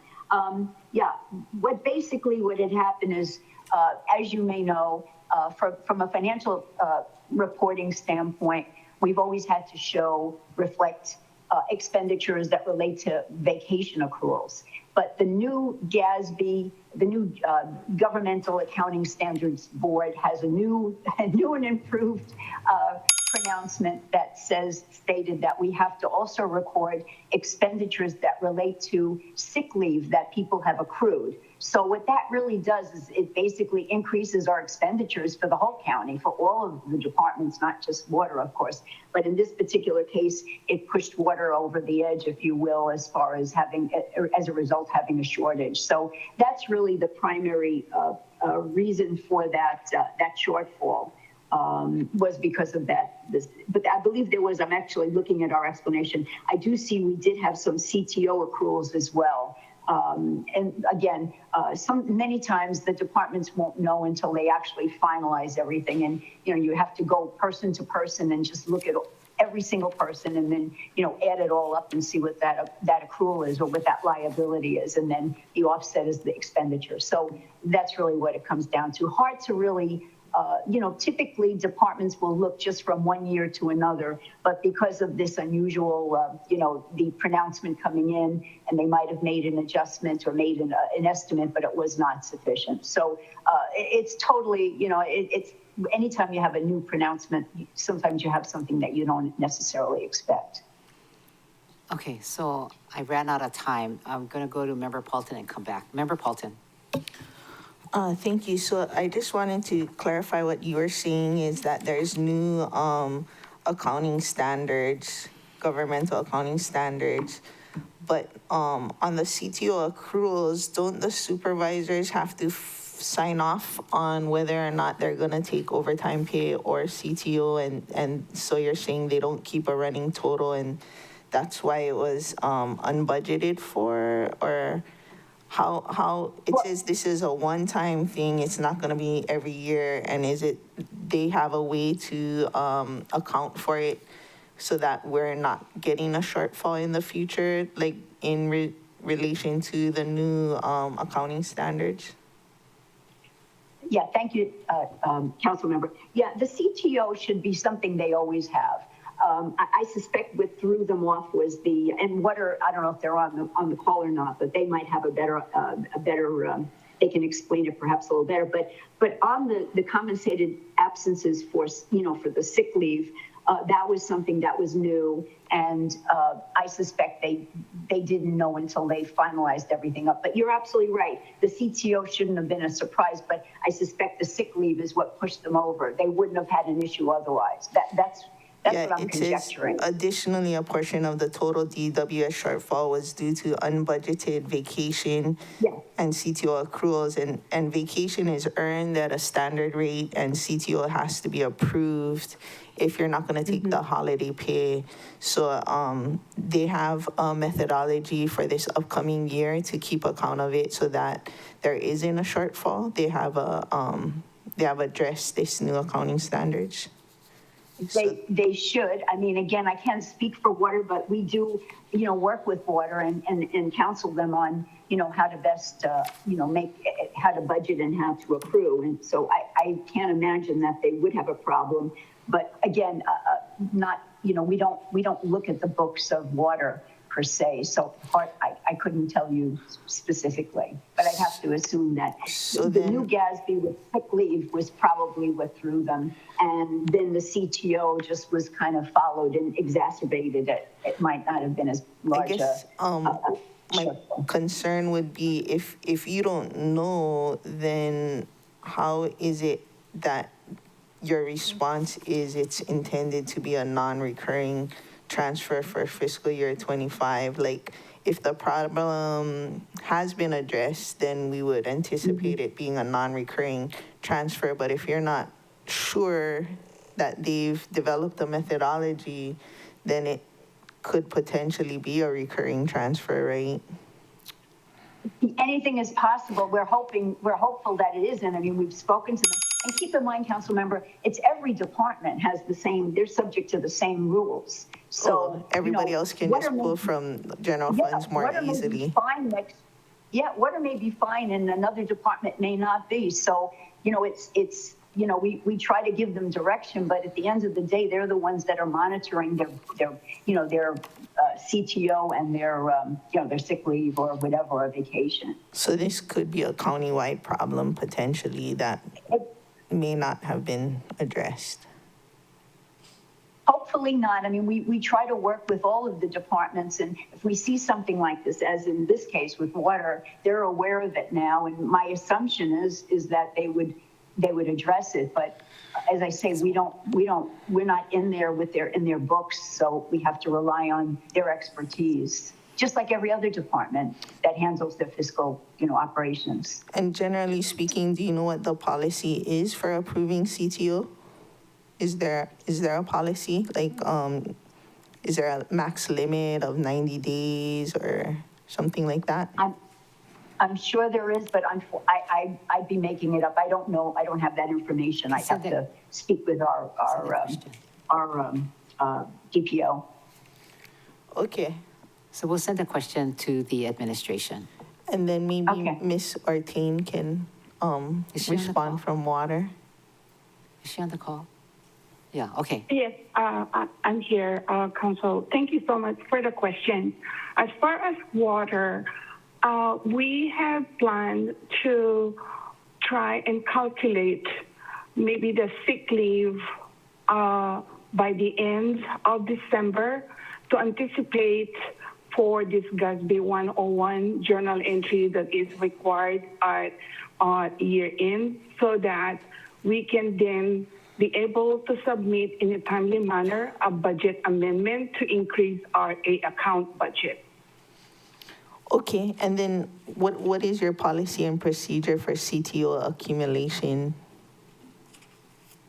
It's a maximum of 240 hours, and an employee who work overtime, they have a choice to either request for a CTO or CASMAN, OT-CAS. Okay, so basically like 30 days max? Yes. Okay, all right, thank you. And none of our employees have the more than 240 hours CTO. Okay, great. Thank you for answering my questions. I really appreciate it. Thank you. You're welcome, Council Member. Thank you. Anybody else? Member Johnson? Chair, I don't have any questions, but I have to leave to go to the Maui Legislative Forum on Disabilities right now, so I'll be listening in the car as we Okay, continue. thank you very much. Thank you. Anybody else? Member Cook, you have to leave too, yeah? No. You're gonna stay? Okay. I'll be staying, but I don't have any questions. Okay, Member Hodgins. Thank you, Chair. I have a quick question for sewer. Do we still have Director Agawa on? Yes. Okay, great. I see him. Thank you so much. I'm reading your letter, and I see that as of May 31st, 2025, delinquent sewer accounts total up to $1.59 million. Since then, have you recovered some of that? And I see you guys are partnering with water supply to address those collections, but what do we do in those instances? That's a pretty big number to be short. Department. Thank you, Chair. Thank you, Member Uhajins, for that question. You are correct. That is one of the contributing factors to loss of revenue. There's a couple of bigger accounts that have outstanding balances that we have not collected, and a whole bunch of smaller ones, as you can imagine. But we are working with water fiscal to recoup some of that funds, those payments that are outstanding. Letters have been going out. I've seen them from water. As all of you know, water fiscal handles our billing for sewer. So those letters have been going out. Yeah. I know in the past, there has been an increase in compliance when there is a warning that water meters shall be turned off or locked. In the new letters, it also states that sewer service could be halted as well. So we have talked to our operations, and we actually could do that. It's very rare. I don't think we ever done it recently, but we have the ability to stop sewer service to a property. Thank you. Do you guys assess a fine when people are so many days past due? I don't Especially know for like if there's a sewer- trigger and it's a lot of money that we're waiting on payment for? I don't know offhand if we wastewater assesses a fine. Maybe Ortain can maybe add a little more from the water side, but I don't think we assess a fine. Oh, okay. RPT does. May I? Yes. We don't assess any penalty for delinquent account, but there was recently a discussion to perhaps adopt a penalty or fine for non-payment of water and sewer outstanding receivables. Okay. Thank you so much. Thank you. That's really all I have, Chair. Thank Okay. you. Any other questions, members? Okay. So I'm going to defer this item. There's no action that we will be taking, but it is something I think we need to pay attention that happens, and we will. So if we have any questions, we'll forward it to the department. And so members, at this time, are going to defer this, and thank you very much for working hard. It's now 11:39. This meeting is now adjourned.